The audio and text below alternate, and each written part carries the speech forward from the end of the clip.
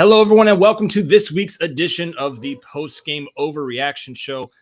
I'm your host, Paul Maharry, joined alongside Dane Young. Maybe Rodney Bolsey will join us a little later. He was actually at the game. We've got a ton of coverage coming to you from UGAsports.com. Rough one, Dane. Very rough, to put it mildly. Alabama 27, Georgia 24. Alabama breaks Georgia's 29-game win streak record inside Mercedes-Benz.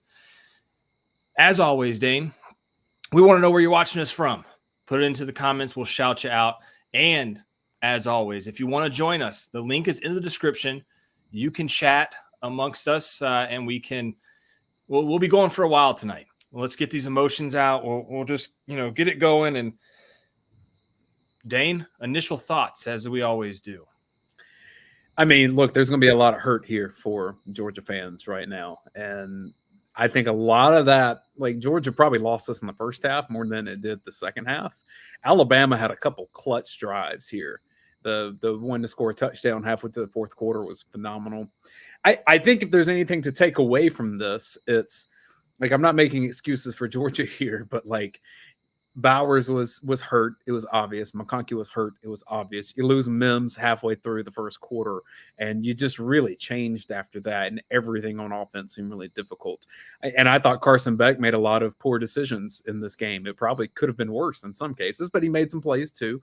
I think based on what we saw with Milroe, this is probably the day that Georgia fans need to look at this and say, you can't win titles anymore. You can win a lot of games, but you can't win titles anymore unless one of two things has to happen. Either your quarterback has to have a legit mobility playmaker running threat, which Carson Beck has extended plays. He's gotten things that are there, but he's not that. Or you have to have an elite group of receivers around an accurate quarterback. That's the path that Georgia was trying to go this year. Didn't have that as much today with Bowers hurt, with McConkey hurt, with Ra hurt. Just wasn't good enough on offense. They couldn't establish a run, and the injuries caught up to them. And then Milroe is just a monster. I mean, we said he had to play out of his mind to win this game, and he did. Yeah, there's there's a lot to dissect in this game, right? I mean, you could look at the false start on the field goal attempt. You could look at the fumble on the 10-yard line where Georgia's defense was able to keep them to only 3 points, which was, pretty amazing in and of itself. Hell of a day for Jalen Walker. I'll give him a shout out. Jalen Walker looked great. This question is going to be asked a lot throughout the show tonight. The Bright Wolf asks, are we still in the playoffs? We'll kind of dissect that as we go on, I guess, Dane, and see what we can come up with. But as of right now, if you're asking me right now, I don't think that Georgia's in the playoffs. There's massively unlikely. Yeah, there's a lot of work that needs to be done in order for Georgia to make the playoffs. Man, it's tough, right? Because there's a lot of 29 game win streak is a lot. 2 national titles. So, I mean, some you've never seen before. But to lose this way to a team that it feels like they've had your number, even though you did beat them in the national title, they posted a graphic on the broadcast. Georgia's lost them, 4 out of 5 times. They've had your number, and for you to be so close. And what sucks the most is if you don't make the playoff based off of this, Dane, you lost by 3 points. This game had multiple opportunities where you could have won this game, and you lost by 3 points, and you don't make it. I'm going to bring on Jason Butt here. Jason, what's going on, man? Hey, how you guys doing? Just kind of a wild night, huh? Yeah, as we always do. You have any initial thoughts for us? Yeah, man. I've been saying all year this is Carson Beck's team. This is the pass first team, and I don't know. You run the ball 23 times with your running backs, and you're getting nowhere. I really didn't understand the offensive game plan tonight. Maybe it was to try and keep Miller off the field. Maybe I don't understand the tosses to the boundaries in the first half. There's just a lot there that I thought were just coaching blunders on just from my perspective. And so when you do that and you coach not to be as aggressive as you'd like to be at this stage of the season against, one of the 2 premier programs in college football, Georgia being the other one, when you coach that way, you're going to, these are the results you should expect. And that's not to take anything away from prior obviously the last 2 to 3 years with this team and what they've accomplished and what they've done. But just tonight, I was just really confused, given what we saw on the first drive and what we saw in the second half, especially halfway through the third quarter and fourth quarter. I mean, this is Carson Beck's team. You had some injured receivers. You still got some great receivers. It was dumbfounding to me. There was a drive, I think, that they ran the ball 3 times, Dane, and you could see Carson Beck coming off the field going, "What the are we doing?" It seemed, much like Jason's saying, it seemed like there was a different game plan here, and they went away from kind of what got them here in a sense. And 31 attempts rushing, 78 yards. That averages out to 2.5 yards a carry. Yeah, and some of those are Beck being sacked. Sure. So, Sure. and a couple of those are scrambles. He finished with -2 yards. Mm-hmm. So, I mean, yeah, but you've got his 8 attempts in. But still, right. So yeah, it was 23 attempts to Milton and Edwards for about 3.5 a carry. Mm-hmm. It wasn't working early. After the first 2 drives, they just kind of got away from Beck. And to me, that was a difference. And I know everybody in the chat is probably fuming over the non-review at the end of the first half. I mean, that was so incredibly major. You know, because it did look like it rolled. You know, it's possible it could have been a play stance. You never know with these refs and these officiating crews and what's a catch, what's not a catch. But it did look like it rolled. It did, and to not review that in that situation, I just think that's officiating malfeasance. If you ask me, I'll bring on our good friend James. He's always the first one to call in. We'll get to him. I see you, Brian. I see you, John. I'm getting to you guys in just a second. James, what's going on, man? What's up, guys? Tough loss, huh? Yeah, it wasn't a fun watch. I'm not going to complain too much about Bobo because I think they recognized from this week of practice we're not going to have a full staff of receivers out here. And even on that first drive when they scored, Beck was hitting his third option. He's really having to pat the ball. And, we weren't winning one-on-ones. We had injured guys, but, Dylan Bell didn't win many one-on-ones. Lovett didn't either. And I think they thought, we're going to have to run the ball. This Carson being a stationary target, he just can't sit there and pat it hoping someone gets open. So I understood the plan, but, at some point they just said, we got to let Carson win it or lose it. It may have been a little too late, but and then we've complained all year. You can't field a team that can't stop the run and expect to win a championship. I think it's as simple as that. Yeah, so I want to comment on that. And to me, that's in a way coaching, dare I say it, coaching scared. Your guys are down, and you're like, okay, we got to run the ball. We got to – if it's not working, you got to adjust. And they like you said, they adjusted too late. And I just – these guys know better. They've been there. They've won championships. They know better. Not everybody's going to be perfect. Not everybody's going to have great days. This was just not a good day for them, and it really hurt them and, when it mattered most. There's a lot of things you can look back on this game, right? Missed opportunities for Georgia. Obviously, the one play that I'm sure Kirby will get asked about in his press conference, he won't be able to speak too much on it, or he might. Screw it, he might. Is the Isaiah Bond catch on that 4th down play. There's a ton that you can look back on. And I think the problem is, at least for Georgia fans right now, is you lost such a close game, but you're not going to be one of the top 4 teams in the playoff when you probably are a top 4 team. I think that's what's got everybody a little bit upset. Yes, obviously you want to beat Alabama, but to then be kicked out from number 1 and all the way down to 5, Dane, seems like kind of a kick in the face. It's more just the landscape of what the rest of college football is doing, right? In other years, this wouldn't be that case. You'd have Alabama and Georgia both in there and likely playing again for a national championship. But, just the way that teams haven't lost this year. It's Jason, I agree with you to some extent, but I'm definitely nowhere near as far as you are on this because I'm like, what should Bobo have done? I guess you're saying air it out more. I wouldn't say this is Bobo. I'd put it on Kirby more than Bobo. I mean, I think Bobo gets all the blame because he's the play caller. But when you talk about game plan, that's Kirby Smart. That's Kirby Smart setting the tempo, or not the tempo, the tone, the expectations of what he wants at a certain. And then when you're in a game and Bobo is dialing up a run or this or that there's also direction in that headset coming from the head coach, and it's saying, "Hey, we need this. We need that." at a certain point, as the head coach, you got to say, hey, Mike, you got to give me some passes. You got to get aggressive. And I feel like it started to change when Carson hit the deep shot to Arian Smith. And that's when you started to see the game flow change. It should have never gotten to that point in the game. I think probably some of that fear, though, was like, even these are two plays that happened after that. There was one in the red zone that should have been an interception that Beck, he was going for Bowers. That should have been an interception. And then Dylan Bell had to break up a play that could have been. I mean, you know, like, you got to trust your guys. You got to trust your guys. I agree with you, but I think there was fear of turnovers in that point. And you can't coach scared. The turnover happened on the exchange with Dylan Bell in the backfield. So, like, Kirby's always going to be more like risk mitigation in terms of turnovers, and that ended up hurting them here. I want to ask you about this, James, and I'm going to get to the next couple of callers because we've got some folks waiting. 29-0 before today, Steve Ward says. Now let's not lose sight of the bigger game. How do you feel right now? Your Dogs back-to-back national champions. Obviously, this one hurts. Where are you on the emotional scale? I guess that's going to be my running question for everybody tonight. I always normally have one that I try to tie into everybody. Where are you at right now on the just kind of the emotional scale of this game and the season and 29-0? I mean, it all seems like it's accumulated here because it's your first loss, right? Since then. So where are you at? I mean, same way I felt about the Braves, you know, great regular season and then, you know, hit down your leg.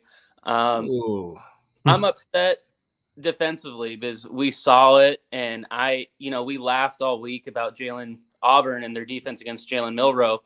They did that for the first half, just sitting there, and he's padding, and I didn't think he was spectacular. He took what the defense gave him, but at the end of the day, Georgia's a defensive first team, and it just really sucked to see a team not be able to stop the run, because then the turnovers, the missed points on the field goal, the non-review, that adds up and really hurts a team that can't run the ball. So I'm pissed. Maybe come spring practice time, I'll be, look back at it and it was awesome, but I'm upset because Georgia shouldn't have lost this game.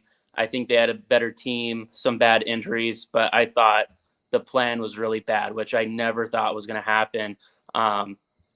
Maybe not really bad, as I just thought Georgia got out-coached as well, and I just really wasn't expecting that, and I could take a loss another way, but I'm pissed. Yeah, I think that's probably going to be the sentiment of most fans watching tonight, James. As always, we appreciate you starting off the show with us. Hope baby girl's doing well, and we'll talk to you. Man, I don't know when we'll talk to you. We'll talk to you bowl game, maybe? Maybe. But all right, it was fun season, guys. The baby's cries are a little bit louder after a loss. I heard. Right. Hey, man. Again, thank you so much for calling in, and we'll talk to you down the road, my friend. Yeah, take care, guys. See ya. James, James came on real strong, man. Came run real strong about halfway through the season.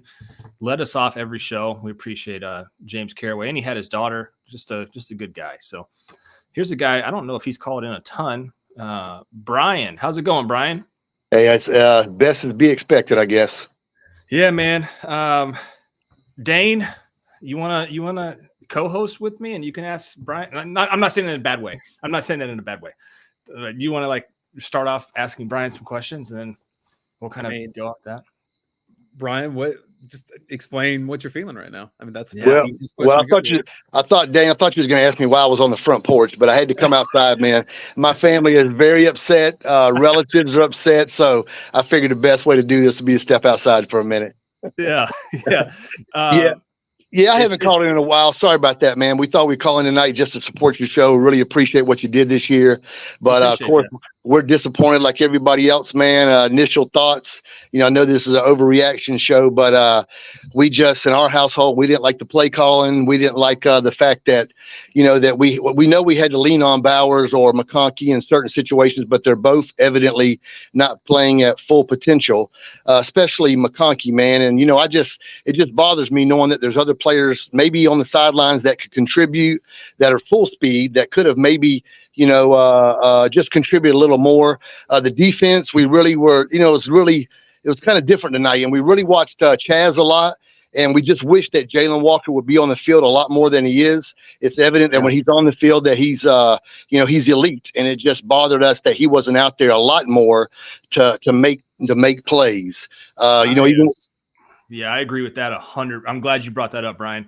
Chaz, and no offense to Chaz would run circles around me on a football field. That's not the no doubt. Yes, sir. But Jalen was just far superior when he was out there on the field. And it's one thing I guess we have to look forward to next year, seeing Jalen out there for hopefully 3 downs, I would think, right? Be a 3-down player for Georgia next year. A lot of folks there's a lot of people in the chat right now, and I understand the chat's kind of going crazy, saying like Georgia sucks. I don't know if you could take it that far. No.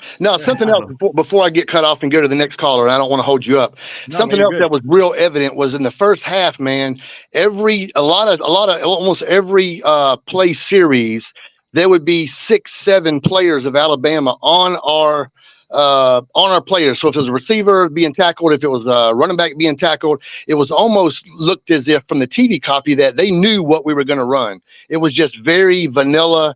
And I don't know whether it was just they were reacting and Alabama's that good, or they just had our number and just knew what was coming next.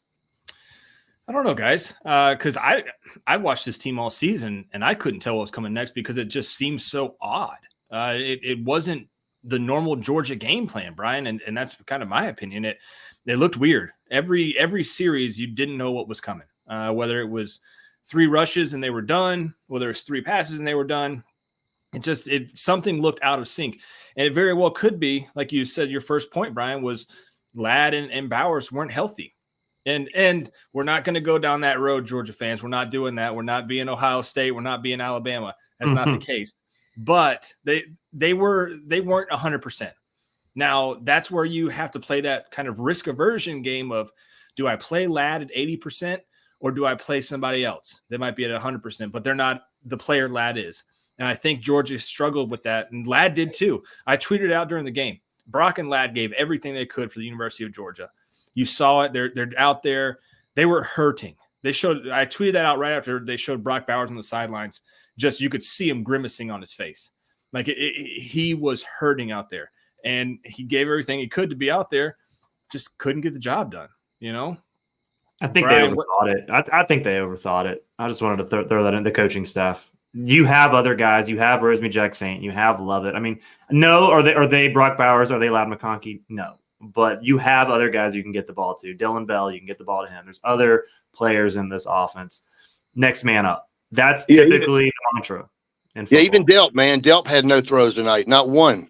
So, I mean, let's also realize that if there's not a false start, then that's a tie ball game at the end. Now, maybe Alabama hasn't enough time to, we can overreact in a lot of ways. That's what the show is. But this was still a really close game between 2 talented teams. Georgia had a lot of adversity, didn't overcome that. Now, some people may say the adversity was in the own game plan for coaching, and that's fine. We can have that discussion, as I'm sure we will the rest of the night. But if that field goal goes through, you have a tie game at the end. And it's maybe effect. You can say that all throughout the game. Yeah.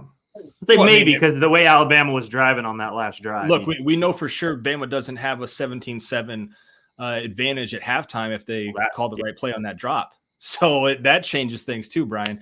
I want to get to the next person here, Brian. Thanks, man. Appreciate you, fellas. That's a hell of a porch you got there, brother. You built that yourself? Yes, sir. Yes, sir. Looks good, man. I can appreciate some good fine carpentry. So yes, sir. I appreciate that. Yes, sir. Appreciate it. Yes, sir. Appreciate it, fellas. Boys, it's tough. Yeah, Dane, hit me up on that. I'm trying to keep up, dude. I'm trying to keep up with this and the YouTube comments. They're flying in, and I appreciate you guys watching. We'll get through this together, folks. We'll get through this together. We've got Big John. Fellas, what's up? John, you are the most pessimistic dog fan I know. I was waiting on you to say that. This cannot be good, folks. Buckle in. And, no. Just sit back. What are you? You've turned the corner. You've turned a page. All good things must come to an end, right? Oh. But listen, this is a reaction, right? Of course. And I can use y'all aren't. Let me just say this: Jermaine Burton is an asshat. You win the SEC. I don't know if y'all saw that. And there's a video, Paul. Yeah, I saw when he goes over to the crowd and says some stuff. Listen, you just win the SEC championship. Listen, if you got that much hatred for Georgia, you probably should have never committed and came to begin with. Anyways, second thing I think that we lose, I haven't heard mentioned. Peyton Woodring misses the field goal that led to 3 points. But Mekhi Muse fair catched a punt on the 5-yard line that led to 3 points. Again, do they still get the 3-point to score? Maybe. But you let that ball go into the end zone, you're 15 yards or I think you're 20 yards ahead of where you were. That led to 3 points. Again, we're talking about little things. Peyton Woodring, yes, the false start, but that led to 3 points. Second thing I want to say is, or third thing is, we can blame Mike Mobo, but I agree with what the other guy said before. It's on the head coach, man. And if we don't have a generational defense in 21, we may not have a win against them. They are our kryptonite for whatever reason. We don't play with the same aggression. We play timid, and it is what it is. And last thing I'll say, and then I'll shut up. We need to be very, very careful because we're probably, and you guys know more than I do, headed to the Orange Bowl, probably playing Texas or Ohio State, maybe, depending on how it shakes out, with, let's be honest, a very, very young team. I just can't see a Brock Bowers or a Javon Bullard or Ladd McConkey, and I'm sure I'm missing 4 or 5 others playing. So you're gonna have a lot of guys transfer before that too. They're the portal, so like down on the roster. That's happening starting next week. This is, again, here comes my pessimism. This smells like the Sugar Bowl in January of 19 versus Texas. Yeah, when Texas claimed they were back. Right. Yeah, what was it? It was the Sugar Bowl against Cincinnati too, wasn't it? That was the Chick-fil-A we won on the last second field goal. Yeah, Chick-fil-A. Yeah, it screams kind of that as well. I don't know. It's so tough to even look that far ahead, John, because there is still a hope that Georgia can make the playoff. You need Iowa. You need Iowa and Louisville to win. Louisville, maybe. Florida State's down to the third string quarterback, but Iowa beating Michigan tonight. I don't know. And think about this too. If this is overreaction and doesn't matter now, let's just say that Florida State and Michigan win, and Florida State gets in. SEC officiating may have cost the SEC from getting in the college football playoff. Yeah, think about that. Yeah, so and then again, that's overreaction, and that's which I think that's going to be further validation for the 12-team playoff of if that game happened. Now it may be invalidating for conference championship games. Those may go away eventually. I could see that happening. Yeah, I mean it's one of those things where Georgia sits at home today. They're in the playoff. Right. If they don't show up to this game, they're in the playoff. And that, like Dane said, it just goes to show that we're probably one year late on a 12-man playoff. Mm-hmm. Last year it's been this way. That's what's right. I was going to say last year you had 4 that you barely could pick 4. Years prior you barely could pick 4. This year is the first one where you needed the 12. Let me ask you guys this, and you do it for a living, just to settle. If let's just say Florida State loses, there's no way Bama's in, right? It's Texas. You would think, but it should be. Yeah, I think it's probably Texas. I think it's probably Texas in.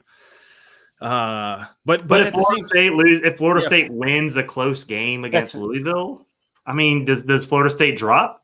You can't. That gets Alabama in. You can't drop an undefeated Power 5 conference champion out of the playoff. If you're trying to get the 4 best, you're trying to get the 4 best. You're not trying to get the undefeated conference champion just because they're undefeated in a conference. If you're trying to get the 4 best, then Georgia and Alabama are 2 of the 4 best teams. There you go. And that's the great debate: is it the most deserving or the best? And then and not to sound like Coach Smart, but really and truly, the rankings mean nothing until last week because you're going to go from 1 to 5 from losing by 3 points, or 1 to 6, and then 8 could jump 4 spots just because they won. Like the rankings mean nothing. It's just a Tuesday TV show. That's all it is. Yeah, I mean, and you hate that. You might as well just have one set of rankings. after rivalry weekend, the top 4 or the top 10, and then play it out. So here's That's where fun. it comes down to. Bama already has a loss, right? So if we're going over the totality of the season, Bama already had the loss to Texas. This is Georgia's first loss. Yes, it's the conference championship game, but both these teams have one loss. Georgia lost by 3 points. What was the score to the Texas-Alabama game? Texas Anybody? won It was by 10. a lot. It was like 18 maybe. Yeah. Or was it? I mean, A lot. And then Ohio State's got an argument because they lost. Their one loss will be to the number 1 team in the country. It was Right. 34-24 Texas. So right. 10, So Georgia, lost by 3. Alabama lost at home. Wasn't it at home against Texas? Mm-hmm. Yes. Lost at home against Texas by 10. So look, I wouldn't want to be on this college football playoff committee because there's no way that you can get this. I guess you could get it right, but you could also mess this up and have some real big gripes from a lot of fan bases if this all plays out. Again, we've got the 8:00 games that are coming up. Iowa could become an offensive juggernaut overnight, guys, and drop 40 on Michigan, and then Louisville 30 on it if they do. To be disgruntled. I'm sorry. No, Louisville beats FSU, and then boom, you're Well, right. That's it. Georgia's in. Georgia's in if those two things happen. Right. I got a better State shot would of winning the lottery. Yeah, no. Yeah, I can't, yeah. I'm disgruntled right now, and I'm cheering for a Florida State and Michigan trounce, and then Texas gets in, the SEC gets shut out, and then the SEC can blame themselves for having horseshit referees in the championship game and a replay official who started second guessing himself and had a replay on the worst call. Yeah, you clearly knew at that point he was second guessing himself the rest of the game. right. Yeah, that Love that you guys. Colin I'll Arian hopefully Smith see you. was like you said, John. That was rough. That was rough. Yeah, appreciate you. Hopefully see you in the bowl. Are you guys going to do this for the bowl game? Of course, John. We'll be here plays, for you. we do this. All right. Yeah. Thank you, We'll guys. be around. Appreciate Hey, it. we appreciate you, John, calling in all year, man. All right. See you, brother. You want to know the funny thing is that, like, if the SEC were to be shut out, but Texas gets in, starting in like January 15th, well, look at Texas in there, SEC team. Like, that page is going to turn quick to include in the conference. SEC is going to be like, look, the championship game is actually technically 2024. Texas is a part of the SEC in 2024. Therefore, it is an SEC winner of the college football playoff. Sankey's going to be like, we should have had 3, if I'm honest. Right. I'm going to bring on a guy here. He's never called in before, but I don't know.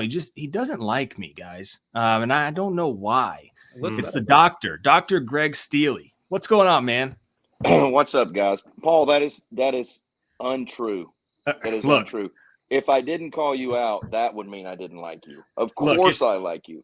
So it's one of those like if you get called out by the coach multiple times, that means he just wants better for you. Yes, you're a beautiful man.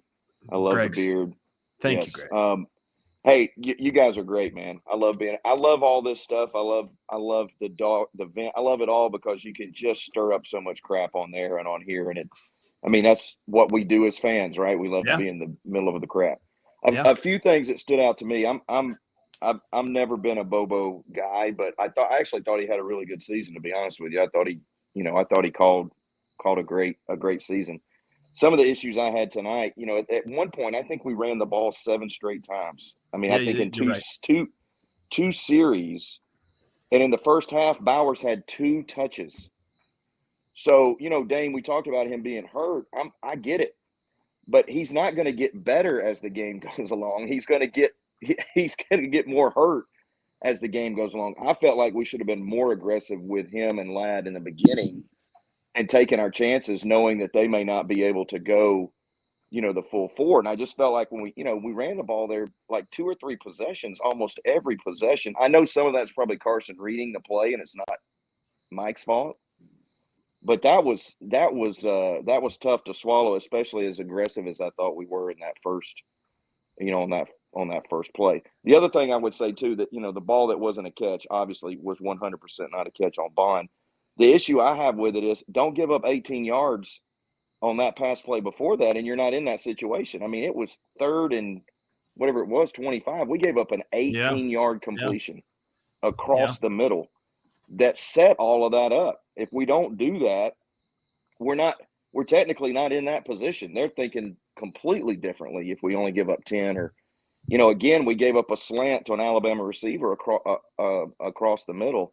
And then, defensively, I know we were hurt on offense, but defensively, I just didn't feel like we were very aggressive. I felt like we'd be aggressive for a couple of plays, Jason, then we wouldn't be aggressive. We'd be aggressive, then not aggressive.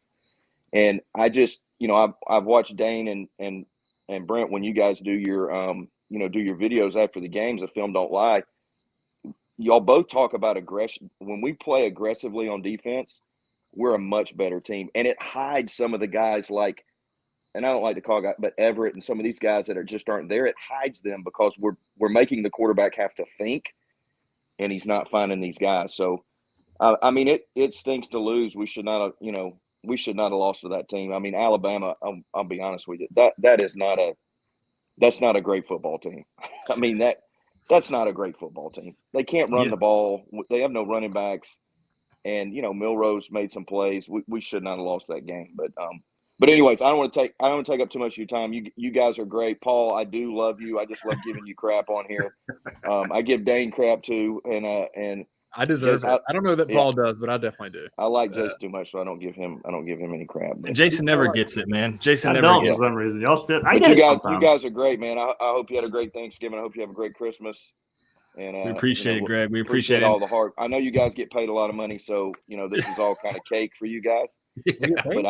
But I appreciate it. So those are just my views on what I saw. But thanks a lot, guys. You made some really great points, Greg. That third down prior to. Also, I don't know if you saw this. I'll kind of throw this to you, Greg, and then we can throw it around the horn before you get out of here. It kind of seemed like to me, Georgia's offense almost went Jekyll and Hyde. There were some offensive drives that just were absolutely terrible, and then some that were like, man, that is pure execution. I mean, the first drive from Georgia, four pass plays, 4 rushes, 80-something yards, 4 minutes, couldn't stop Georgia. Go down, score the touchdown. And then their drives were like you said, Greg, you had 3 rushes in a row, didn't get a first down. Then you come back out after you stop them, you get the ball back, and you go back to rushing the ball again. And maybe they saw something. Obviously, it didn't work, right? They saw something on tape that they thought they could exploit with the rushing attack, and it just didn't happen. Kendall, 13 attempts, 42 yards. Dejon Edwards, 10 attempts, 38 yards. Both of those are under 4 yards a carry. I can't remember the last time Georgia had both of their running backs under 4 yards a carry in a game. I don't think it's happened all season, to be honest with you.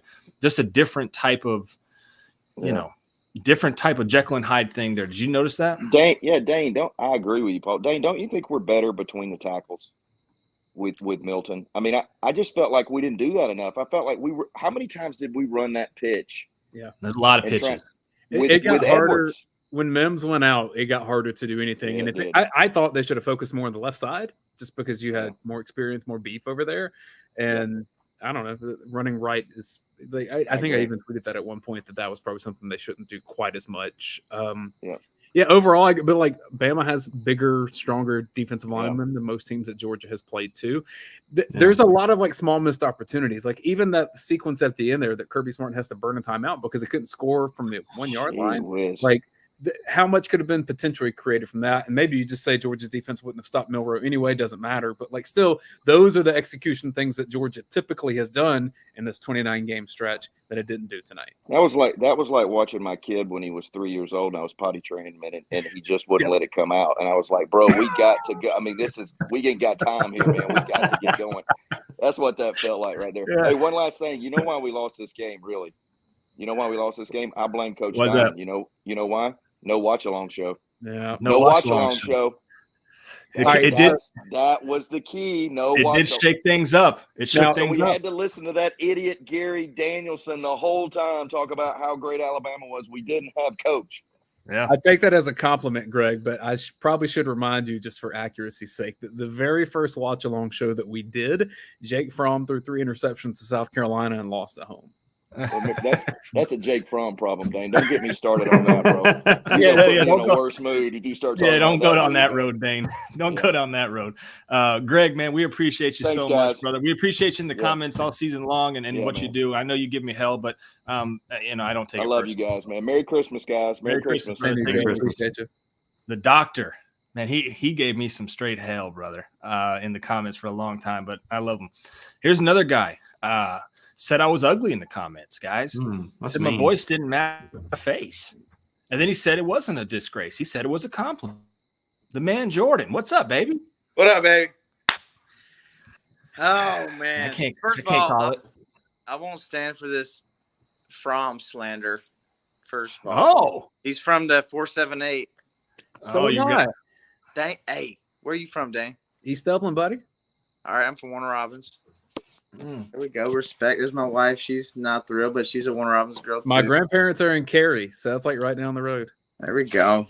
Oh, man, I literally made a sheet for tonight because I'm like, oh, no. I don't know what to do with my hands. Yeah. It's weird. Yeah. Oh, man. How you feeling right now, JC? I got this Louisville Florida State game on. What's happening with that? What's happening? Big cards guy. My wife's just kicking off right now. She went to dental school at Louisville, so they took our money, so we might as well root for them, I guess. So. Right, you got to, even better. I think my wife wanted to say something about the game tonight. She wasn't thrilled with the 3rd and shorts like I was tonight. I know words didn't come out, but she just said a lot right there. She said from Bobo tonight on the 3rd and shorts. There are it seems like, and JC, correct me if I'm wrong here, the Bobo hate went away for probably a good 8 games. Never went away in this household. Oh gosh. Okay. No, it never went away in half this household. But it seems like it seems like it went away, right? And now, for whatever reason, it's back. And right or wrong, it's back. And I'm sure he's getting, because if you guys don't know how the SEC championship works or the media works, you can interview it is an open locker room after the SEC championship game. Yeah, that is required from the SEC. So there's going to be a ton of stories up on UGAsports.com or wherever you get your news from on every Georgia player you can possibly think of and Georgia coaches, because everybody has to. It is a very weird locker room. Dane's been in there. Jason's been in there, especially after Georgia loses. You have to go in there and you go talk to guys that you haven't talked to all season because you haven't been able to, whether it be Mike Bobo, whether it be true freshmen. There's just a ton of guys that look at him hitting the bottle straight.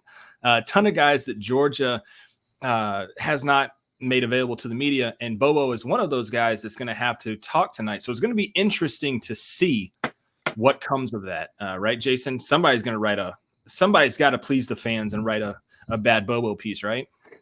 I mean, it's no reporter's job to write the bad Bobo piece, but I mean some of the people that work on this beat need clicks, and that'll get clicks. That's a different discussion for another day, and I'm not going to get involved in any of that. I stay neutral on. Should I make a top 5 list of topics that get clicks based on this game? Should I do that? We could actually. That would be funny.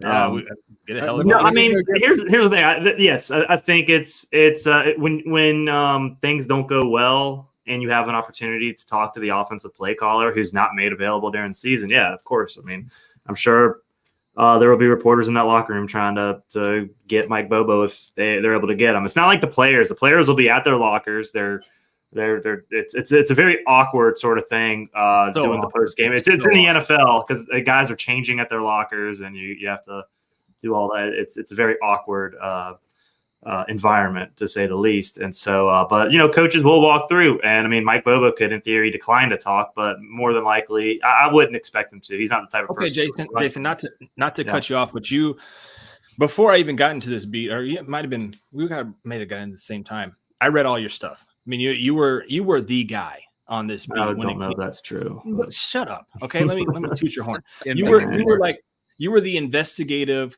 Like, if you wanted a story written, you weren't afraid to write it. Yeah. If you had, I mean, you have to. Yeah. And you still do. We won't bring up recent stories, but you're crushing it, right? if you had the chance to ask Mike Bobo a question, I'm going to ask you this question too, JC, as a fan, after I asked Jason as a reporter. What would you ask Mike Bobo? Yeah, why didn't you put it in Carson's hands? Why was that the decision to kind of go away from that after the first drive? Really, the first two, because in the second series they did go pass. Then it was after that where they just went away from that and went away from Carson. That's what's gotten them to this point. So what went into that strategy? Was that something you guys decided going into the game? And then there's the follow-ups. Did it have to do with the Auburn game last week where Auburn had success running the ball, and they don't really have a threat to throw at all, and they were able to run the ball in Alabama?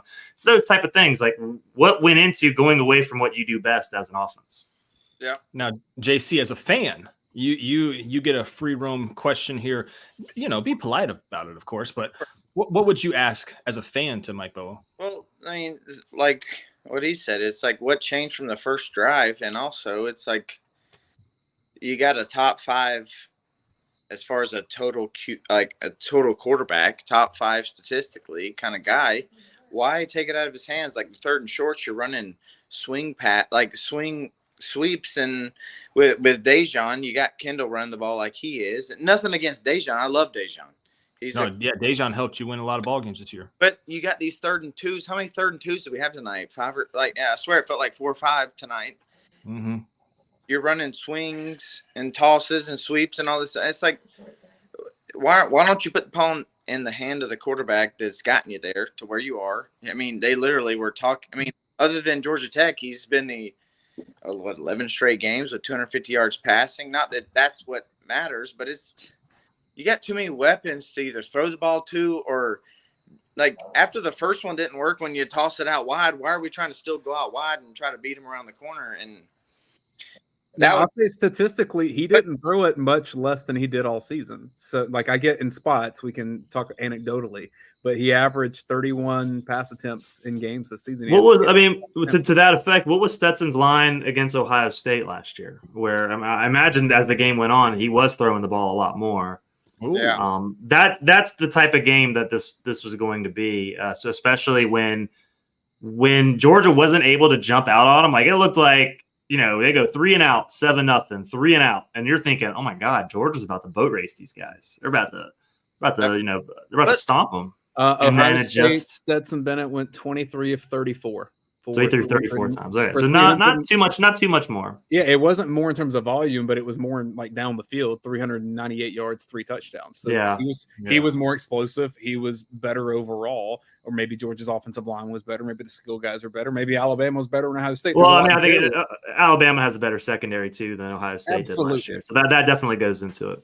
But with Kool-Aid going down, and I mean, I hate. Did he come back in? I don't think he came back. I don't think he did. Yeah, I didn't think I saw him. I just want to make sure. I really hate to see Mims going down because that right side was just – that first drive was just – after that, like, of course it's Bama, so, like, typical Georgia fan and Munson-itis, it's like nobody ever gets comfortable. But it was like after seeing that, you got to feel good. And Mims was just throwing young men around, and it was just – you felt good about that. So to see him go down wasn't ideal.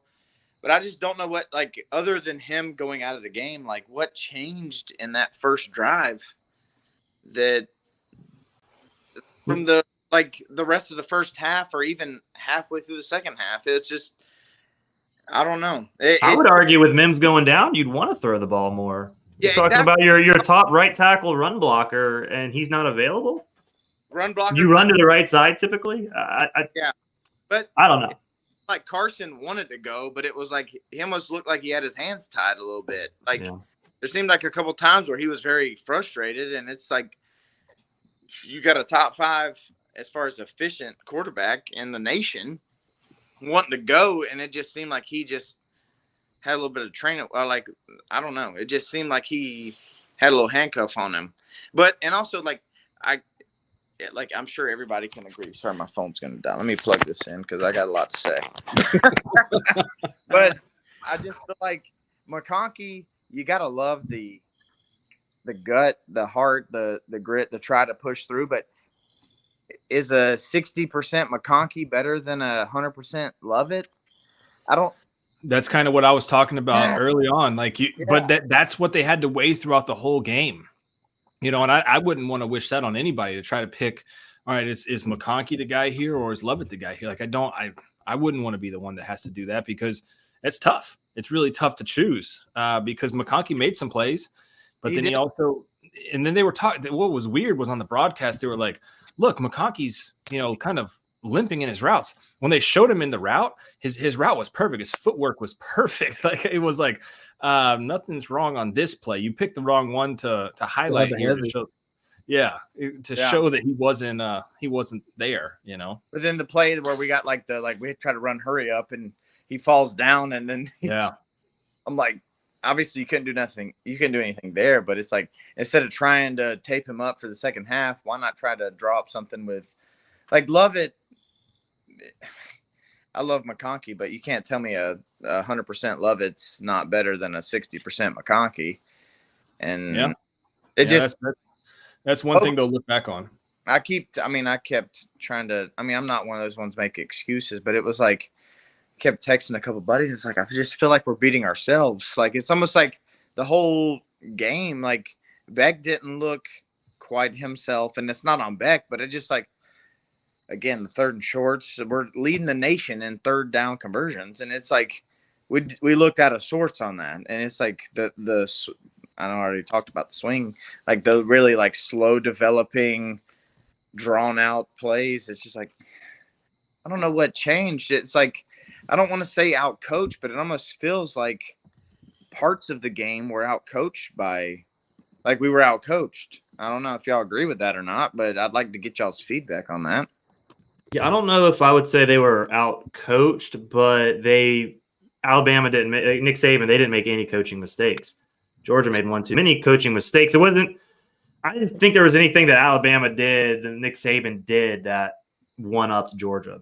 I really don't. I think it was. I actually really agree with what you said. Is that they just Georgia's staff got in its own way tonight.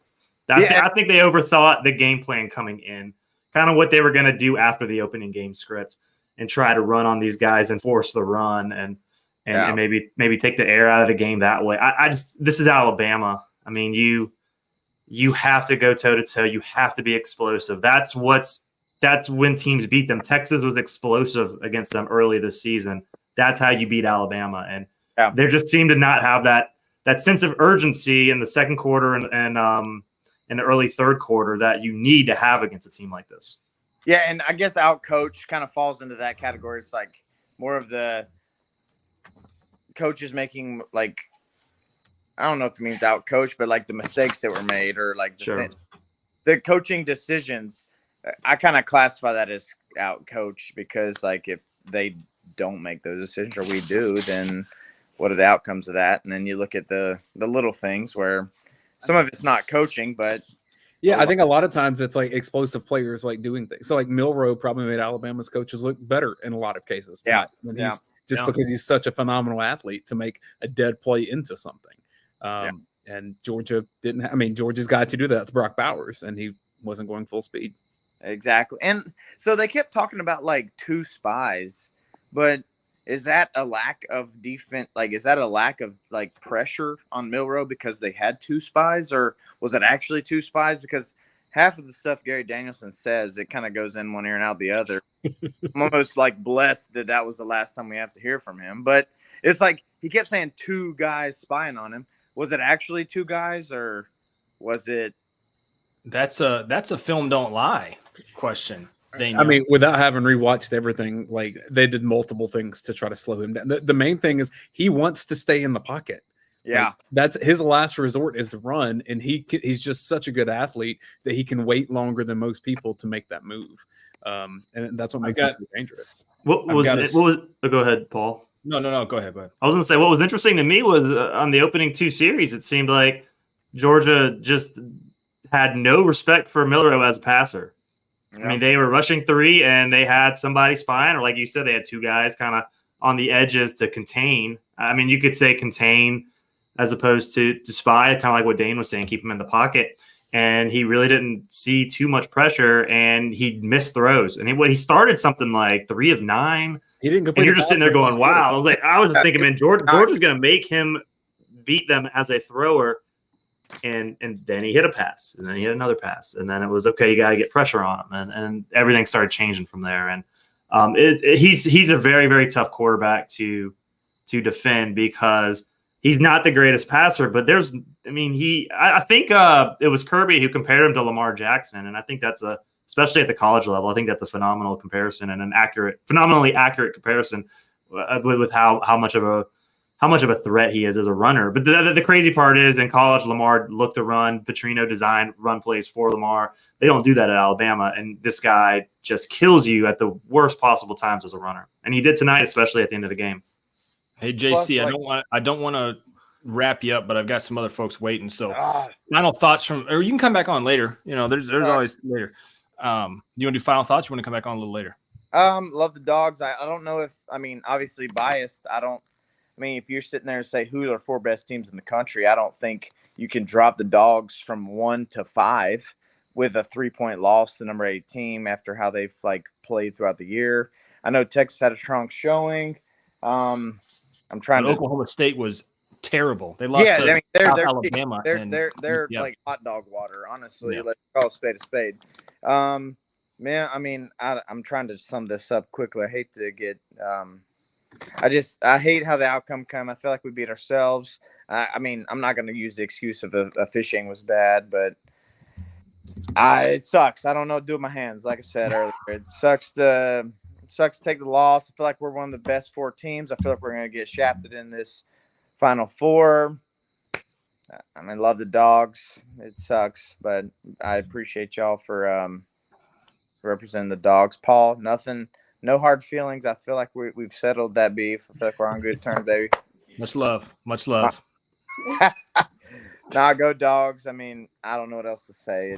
It sucks, but it's all good, man. We appreciate you calling in, and we'll move on, right? We'll see what happens. The playoff they pick tomorrow, right? They pick on Sunday. Yeah, so which means 12:30 because TV stuff. Yeah, and if we go to the Orange Bowl, I'm in Naples, so that's pretty close. So I might go. Check them out. Go check them out. Hey, great house, by the way, JC. You got the recessed lighting up there. Oh, shit. Hey, call back in later. We'll give you a tour there, Paul. All right, yeah, call back in. Hell of a house. The man's got a hell of a house. Here's a stat for you guys. This one's gonna hurt, boys. Georgia drives over 6 plays for Georgia. They had 3 of them all night. The first one was the touchdown. The first drive, 8 plays, 83 yards. The second one was the 13-play, 44-yard drive that ended in the field goal attempt that was missed. And then the last one was the 10-play, 75-yard drive, the last drive they had, which ended in a touchdown. As for Alabama, they had 1, 2, 3, 4, 5, 6. So double the amount of drives, more than 5 plays. And they, capitalized on that. Crazy thing is average yards gained. So we're kind of diving into the stats here, and hopefully the committee does this as well. Let me see if I can put this. I don't know if I can share this. The stat broadcast. Can I share the stat broadcast? Why not? Yeah, I wouldn't be able to. Yeah. You think a lawyer is going to sue us from stat broadcast? Hey, you never know, right? They could be litigious, but let's take the risk. Share the screen just so you guys can see this too. There we go. So you see right there, total drives. Both teams had 11. Average time of possession, damn close to being spot on. 237 for Georgia, 249 for Alabama.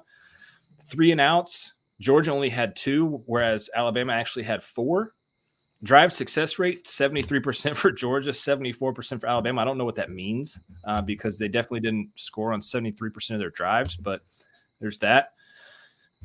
Touchdown rate, 27% for each. This was a very, very close game in terms of just flat out stats.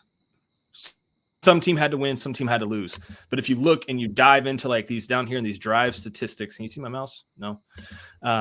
Those drive statistics, they're spot on. They're exactly the same there. I'm curious here. Let's see. While you look at this, Paul, I'm going to be with you for the long haul tonight, so I'm going to go grab my Fiddler bourbon. Hey, go do that, bud. We got a special guest coming up. Hurry up, Dane. We got Double G in the building. We're about to bring him on. As we're looking at this, Smile Munden led the team, 8 tackles. Malachi right behind him with 8 as well. Bowers and McConkey, your leading receivers, Jason, both not at 100%. We're going to get this question a ton tonight. Nicholas Mert, UJ in playoffs. There's just no way to tell right now. I think no. I think no too. Yeah.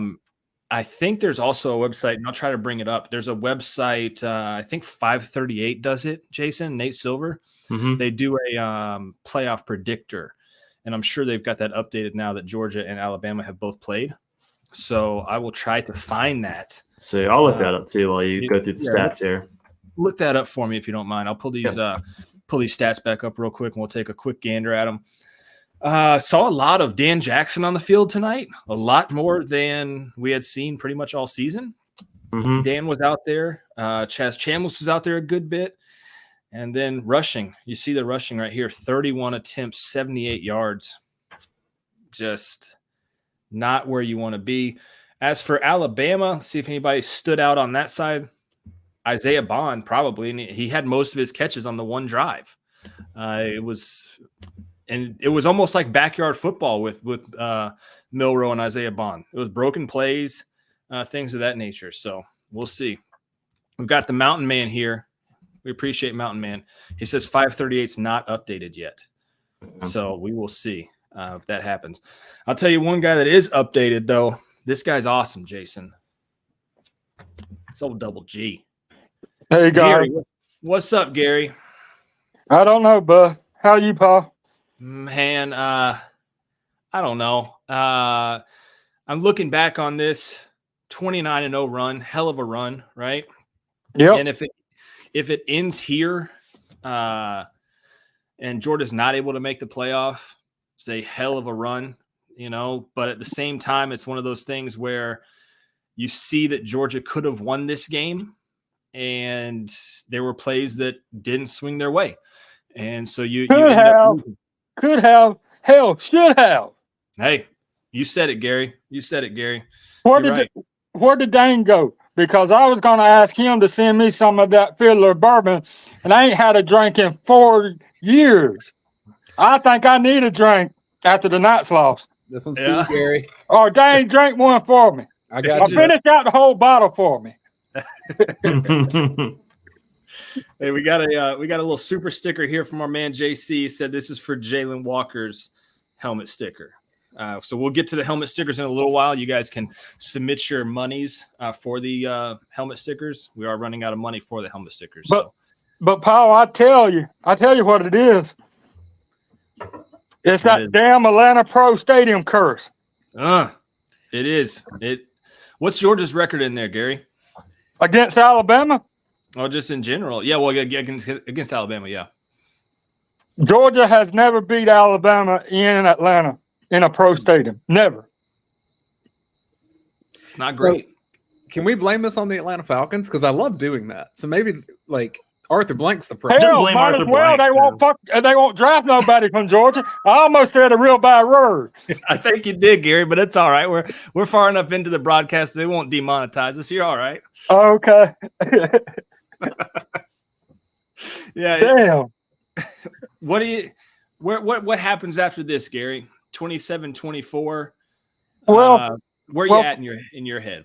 Well, first off,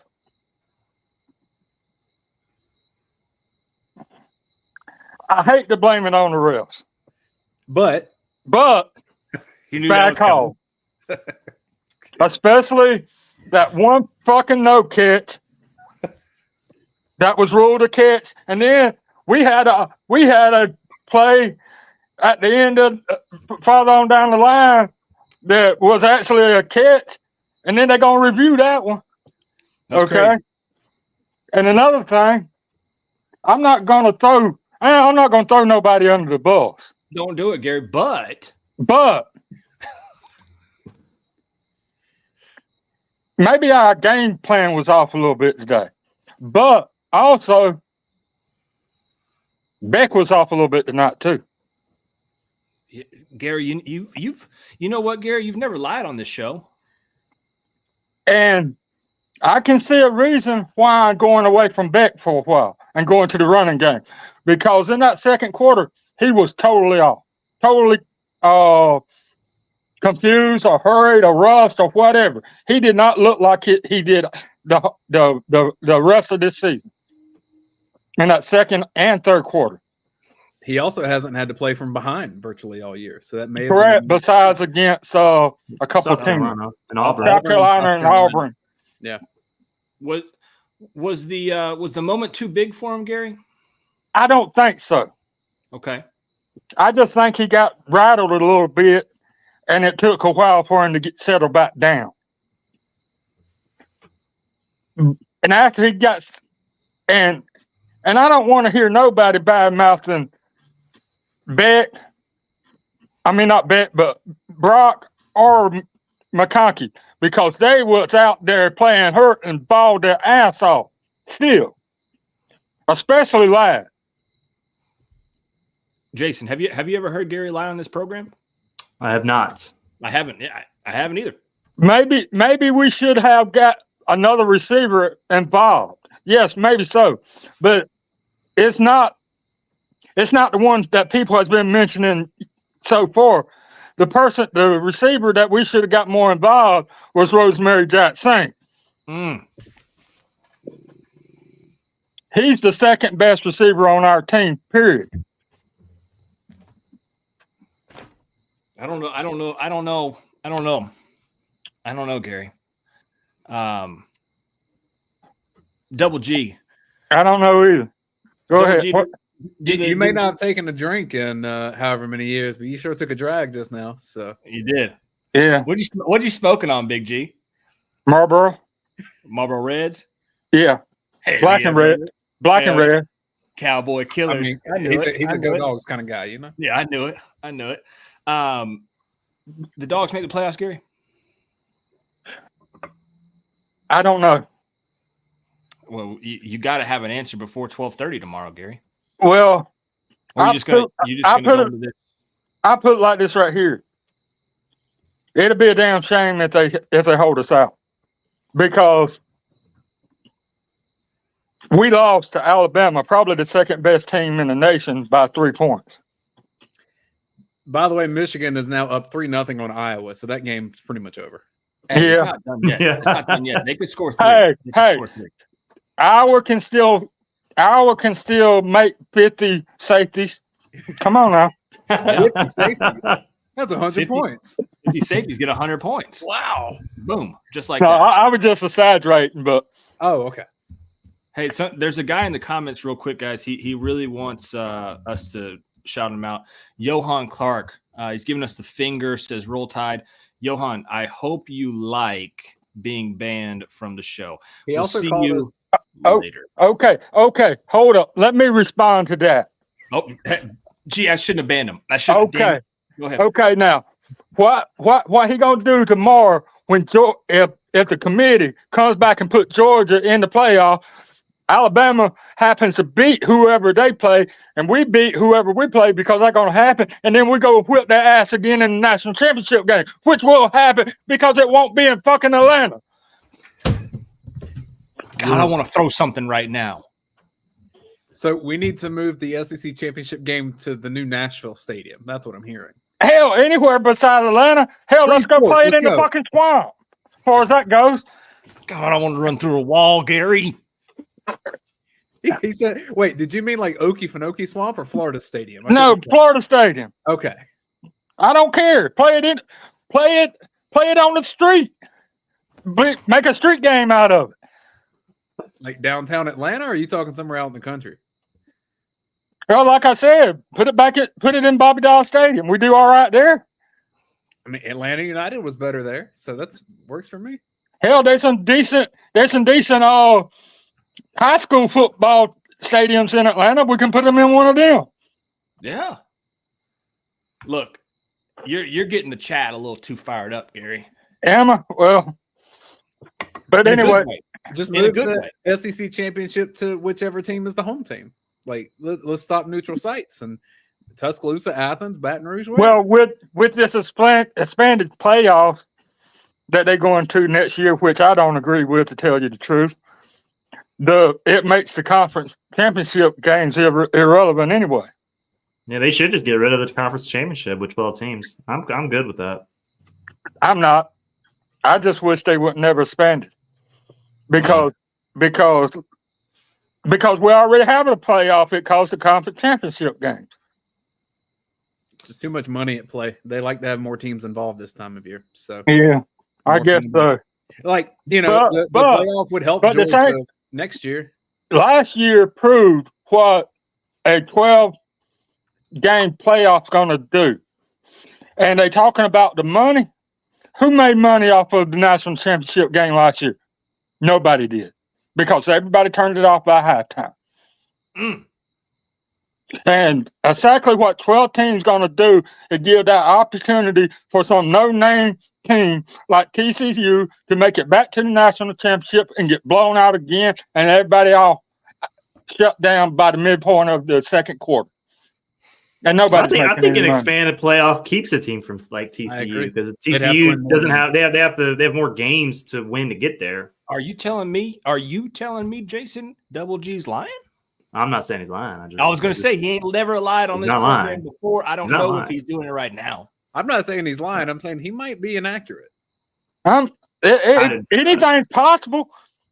Hell, Alabama just beat us. Anything possible. Yeah, anything's possible. Hey, we got to shout out the super chat. KC says Double G is a footballologist. Teach them Double G. This is a big old super chat. Look at that. $20, Double G. I appreciate you putting some money in my pocket, big dog. Yeah, put them on the helmet stickers, but I don't know who the hell we're going to give it to today. Just give them all to Jalen Walker, honestly. The only person that played Anthony Evans? Where'd that come from? Yeah. Where'd that come from, Double G? I don't know. Hey, I got some folks waiting. This room's getting crowded, Gary, but Gary brings I appreciate you. The person, I got upset during the game, so maybe I wasn't paying attention too much. But the only person that played well enough on defense that I think that deserved a helmet sticker was maybe Bullard. Javon Bullard, yeah. Yep. Translate it for you, Paul. Thank you. Double G, I appreciate you. If y'all need me to come back in and stir it up some more later, let me know. Don't tempt me with a good time, Gary. I will definitely let you know, my friend. Later, guys. Y'all have a blessed night. You too. What a guy. All right. I think I gotta get going too. Hey, stories are coming in. Leave, Jason. It's fine. It's fine. Jeez, chill. No, we appreciate you. I leave in peace. We appreciate You're the man, Jason. Have a good night. Y'all are. Friend. Yeah, y'all take care. Have a good one. See you, bud. I think we got Roddy driving back here from Atlanta. We got some other folks, so I'll get Roddy on here quick and we'll go from there. Roddy, what's up, boss? Not too much, gentlemen. How y'all doing? Doing all right. How was that stadium? Sorry, the audio is pretty bad here on 85. It's not exactly the best place to try to call into the show. You don't have your chauffeur driving you around? No, not this time. I gave him the night off. It's his 23rd wedding anniversary. So. Yeah. True. What's the thoughts on the game? You were with Coach, right? I think. And what's the talk right now? Plenty of blame to go around, if you will. But Georgia, just as we wrote in the 3-2-1 column, it was Georgia gave it away. You can't fumble on your own 10. You can't. Georgia gets Alabama to go 3 and out, drives the field, scores, gets them to go 3 and out, then lets the punt roll 25 yards. Just a lot of special teams errors. Heck, the first kick went out of bounds. They overcame that, but a lot of special teams issues and a lot of penalty issues. So just turnovers, penalties, special teams. That's the formula for an upset, and that's exactly what we saw tonight. And everyone's like, oh, well, Georgia's out of it. I'm like, wait a minute, you're going to keep a team out of the playoffs for a 3-point loss? You got to be kidding me. So So that's what's going to bring me to my next question, which we have been asked a lot tonight. Can I sneak in a quick Roddy question? Because, like, which way on 85 are you going? Because I never know anymore with you. I'm going 85, 316. Okay. Let's turn on 316 now. I didn't know if you were going southwest to. No. He's got to take coach. We've been asked this a lot tonight, Roddy. Georgia playoff team come tomorrow, Sunday at noon. I don't know what the committee's going to do, but look, I know it'll come across as biased, but if you give me this Georgia team with a healthy Mims, a healthy Ladd McConkey, because again, the game's not for 3.5 weeks, the end of the month, 4 weeks, whatever it is. You got a month to get these guys healthy. You're going to tell me that a healthy Georgia team is one of the number 1 or number 2 teams, best teams in the nation? I'm going to call you a damn idiot. There's no, you lost Alabama barely after losing Mims, second series. You didn't have Rah-Rah. You didn't have, Smiles hurt. Brock Bowers is beat up. Ladd McConkey's out there limping around. That's what I'm saying. It's just, again, if they're going to take everything into consideration like they're supposed to be doing with FSU, well, you got to take that into consideration. And I think either one of these teams, I watched a good bit of that Oregon-Washington team. Both of these teams would boat race either one of them. Alabama would kill them. Georgia would kill them. This is just, you can't tell me that what we saw tonight wasn't a better championship game than any combination that we're going to see. Now, Texas is good. I got to give them credit. Michigan is pretty good, but I could see putting either one of these teams in the playoffs. And if you're going to drop Georgia from 1 to 5 for a 3-point loss in a championship game, then it's just an absolutely effed up system. That's my take on it. Now, again, that's going to come across as homerish, but I'm like, objectively, a 3-point loss, neutral site, championship game to one of the best teams in the nation, and that drops you from 1 to 5. You're going to tell me that there's 4 other teams that you consider better? That's bullshit. Michigan's up 10-0 now, by the way. Hey. Yeah, they should be. They're playing nobody. Let them play Alabama and see if they're up 10-0. Very, very true. Very true. Any final thoughts, right? We got a ton of people waiting, and I know you're driving and you get home. What's final thoughts here? Final thoughts. People want to blame the offense. People want to blame the defense. You can blame special teams. You didn't play your best game. Offense got 3rd and short. Those are mistakes. You can't give them the ball on the 10. I felt sometimes they're a little too cute. I thought there's way too much Dejon Edwards, not enough Kendall Milton. You didn't get the Brock Bowers enough. I know he's not healthy, but 85% Brock Bowers is enough. You didn't throw to the middle a whole lot, so didn't take care of it. Yeah.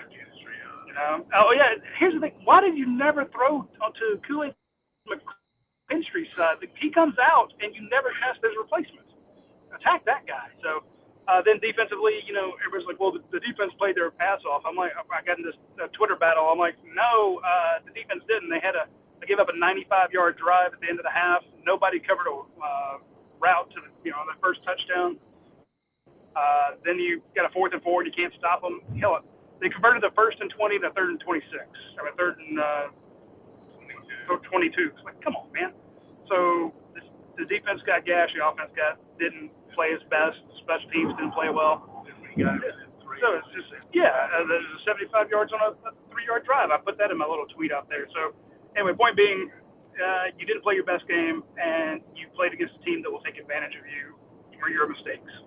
But there's still, to me, Georgia lines up against Michigan, Washington, Oregon, Texas. I'm taking the Dogs. That's my comments.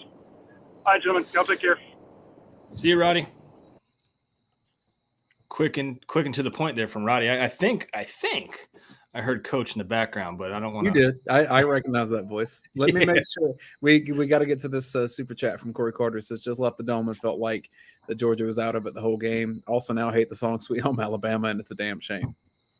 We appreciate the 499, Corey, and you're exactly right. That Sweet Home Alabama song does get old very fast, much like this guy gets pretty old pretty fast. So we'll bring him on. Hopefully he's not here for a long time. That's been there we go. One guy that we do hope is here for a long time, Eddie from the A, and we're not talking Atlanta, we're talking Akron. Bring them on both at the same time and just see what happens. How's it going, Ben? I just put this on for you, by the way.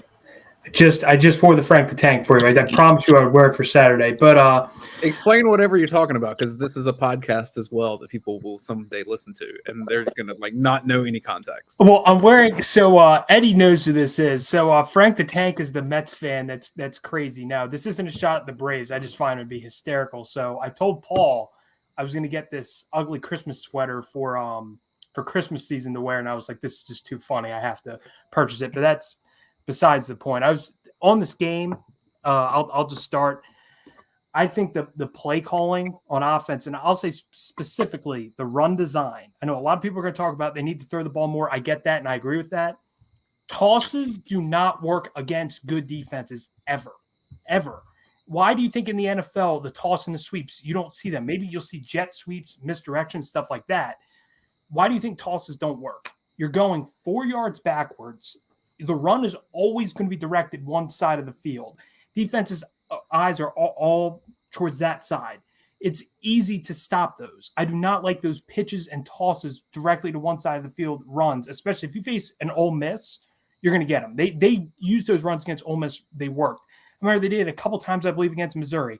Got stopped. Against a Bama defense, which is really good off the edge, stopped them. Those run designs were terrible. And I think that's what cost them a bit. And another thing, early in the game, first drive, I think they were 4 for 4 for 54 yards. Then I think they only had 8 or 9 passes in the first half. Like the next 3-4 drives, you throw basically the same amount you do on the first drive of the game. That makes no sense. So the offensive play calling is one thing. I don't understand the play calling there. I understand that you are hampered. Brock Bowers is limping. Ladd McConkey's limping. There were points in the game where I was like, you just got to take them out. Yeah. Put guys who, even if they don't get open, they have juice. They're healthy. Maybe they get covered up, but they're not going to be limping, and a guy knows, okay, I know what route he's going because he's not going full speed because he can't physically. So there were points in the game where I was like, you got to take Bowers and McConkey out or just give him a breather. I hear that, but like McConkey had to catch at the 1 yard line late in the game. So late in the game, I get it. And guess what? These guys were still being productive for Georgia. I heard people were saying that like, hey, healthy, whatever is better than these guys. I don't know. Like, I'm going to trust Kirby Smart on that one. If he thinks that like banged up Brock Bowers is better than the next option, like that he's seen practice, right? Like I think Brock Bowers is the best player on the team, percentage wise, health, whatever. Like I don't know. Like I don't know that that's completely fair to Georgia. Well, I don't think we'll ever know one way or the other. But I will say, like the second half, I think they said he got taped up again in the second half. He got a breather at half, and that's why I'm like, don't play him. I think in the first half they played him almost every series. Give him a series off. Give him more rest. That's what I think that you need to do more. They were playing him almost every play. They would maybe have a play or two off, but like you can't when the guys, you can notice Ladd McConkey specifically. I'm not talking about Bowers as much as Ladd was just noticeably limping every time he would get up. It was so noticeable where I was like, I don't know why he's out there at this point. When the pass game, I think those two being dinged is why they didn't trust the pass game. I would have just said, you know what? Carson Beck has been your most consistent player. But he wasn't tonight. He definitely was tonight, but he didn't have his people. But I still would live and die by him. I would. And then quick point on defense before I let Eddie go. I was going to say, damn, can Eddie talk? Yeah. Okay. Jalen Walker on a roll. Jalen Walker is the one star of that defense because a lot of guys broke contained tonight. Jalen Walker, every time when he was out there containing the quarterback, was perfect. There were times when they had Chaz Chambliss, they were mixing different guys.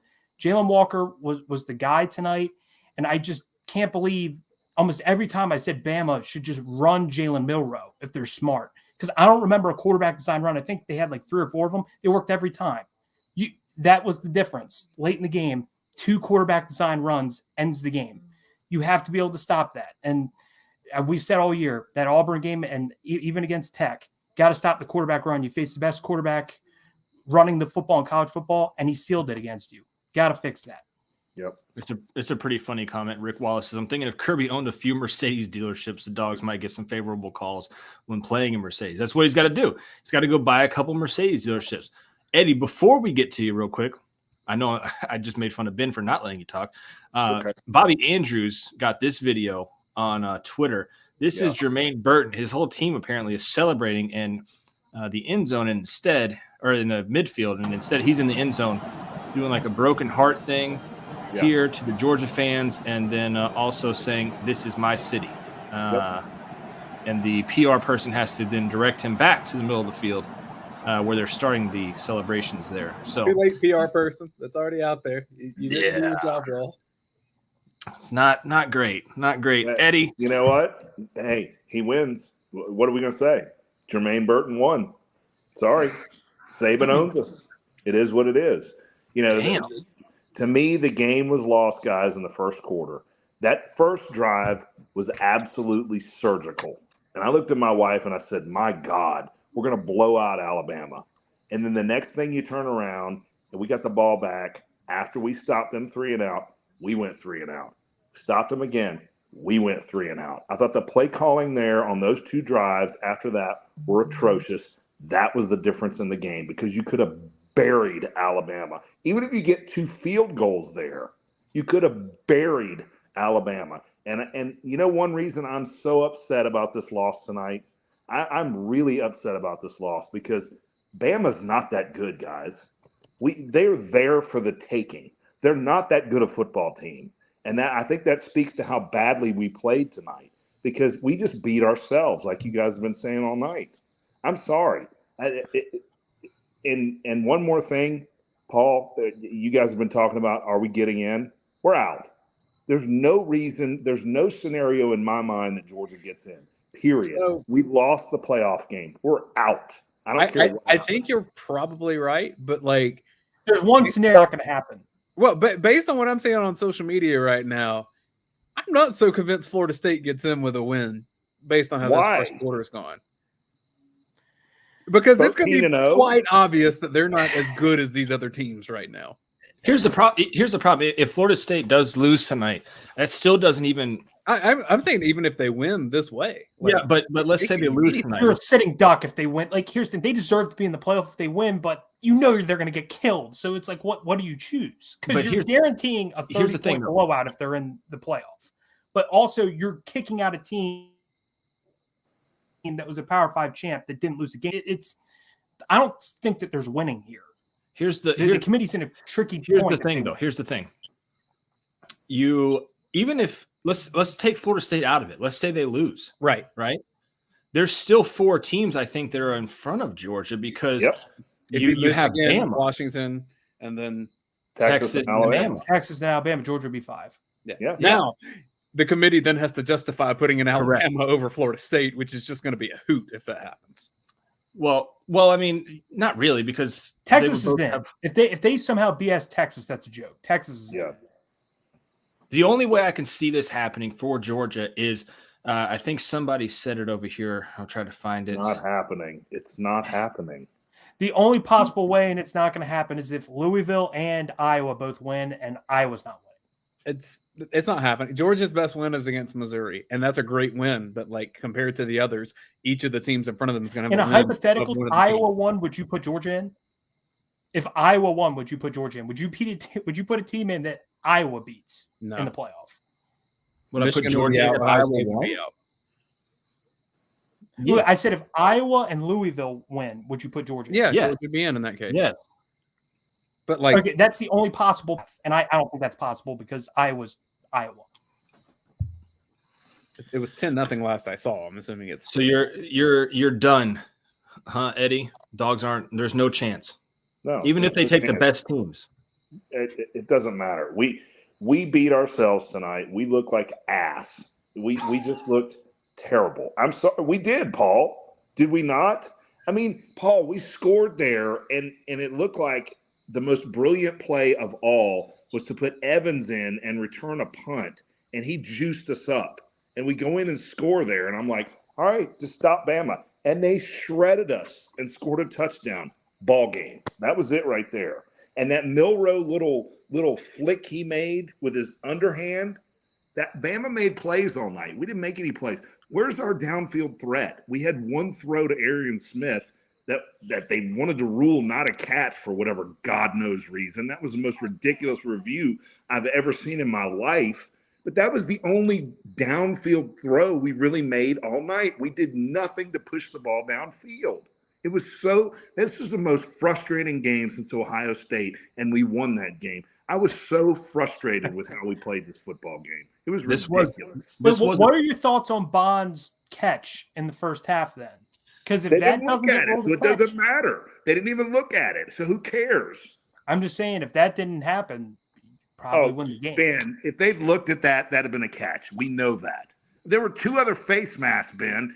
Always, Bama gets face masks. They're never called. There were 3 in the game. 1 was called. That was it.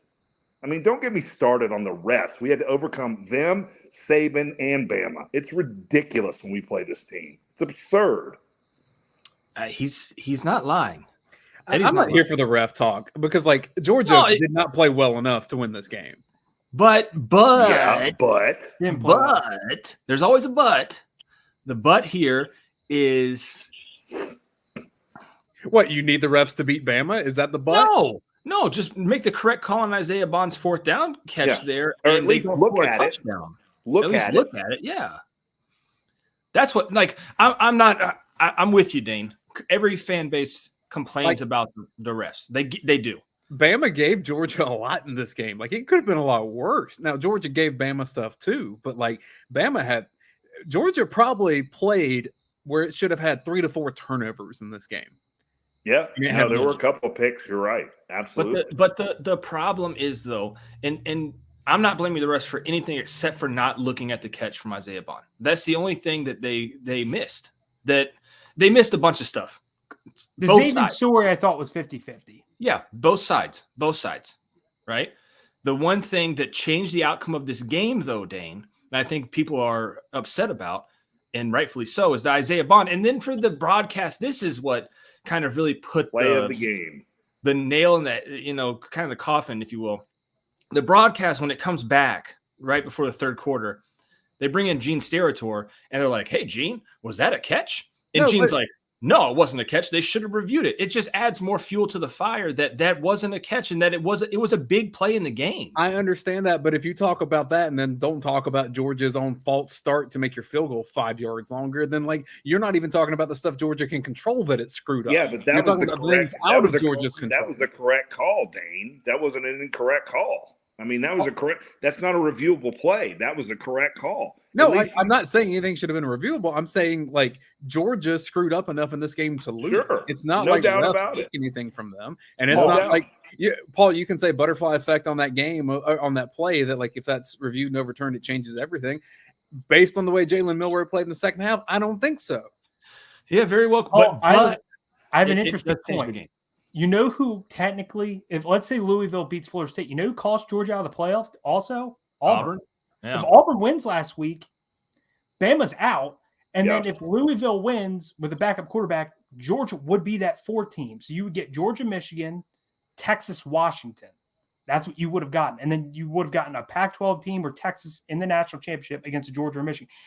Auburn literally on a 4th and whatever, rushing 2 people, likely cost you the playoff, which is nuts to me. But this is the one very quick point. I want to talk quickly about the playoff structure. I find it crazy that a team won 29 straight games, lost by a field goal to an Alabama team in the SEC championship by 3 points, and they're not in a playoff. That's why I think expansion, I'm for it. I know some people say it takes out the regular season, but when we have teams that lose 1 game, multiple that lose 1 game, and you're not in a playoff, like, there's years where the best team ain't in. We could talk about like 2018 when Georgia lost in that SEC championship game. You're like Oklahoma, and there's some other team in there that said no chance. You're like Georgia outplayed Bama in the SEC championship, and a fake punt lost them chance at the playoff. You knew they were one of the best 3 teams. They deserved to be in there. But we have this structure where you could lose 1 game by a point, and you're not in the playoff. No other sport has that. So that's why I'm for the 8-12, not just because of this game. But years past, there's been so many teams that have lost just 1 game. It's like your season's over with 1 loss in the regular season. So I think next year the significance won't be there, but also I don't think there's going to be any worry during the regular season until you get to the playoffs. Well, if you fast forward to next year, we lose this game just like this. Guess what? We get a home game probably against Ohio State or something like that. I mean, how nuts is that? In the middle of December. Yeah. fair regular season, like they're not going to care about any of that. They're going to care about getting matchups like Eddie's talking about and selling tickets and selling advertising It's going to be and incredible. making a boatload of Did money. they invite recruits? I don't know. If they could, Kirby would be like, you know what? If Okay. Kirby's like, we can bring recruits to a playoff game at our house versus this team. Choppy. If they said no, they'd be there anyway. True. We saw that over COVID. We saw that over COVID. They may just happen to love the grill at 2 a.m. I'm just saying. Yeah, they wouldn't be in the recruit section, but they'd be sitting up in the 300 level somewhere. They just found some tickets over there in the bushes. Right. Yeah, that happens. That happens at Sanford Stadium. People get drunk. They drop tickets. Now, man, people just lose stuff all the time. Yeah. Yeah.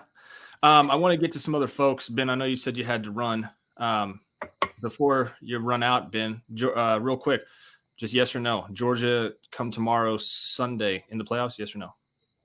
I'm going to say no because Michigan beats Iowa. Love you, Ben. Take it easy, my friend. 10-0 right now. McCarthy. Eddie. You need me to go? No, you can stay around. All right. I just needed Ben to leave.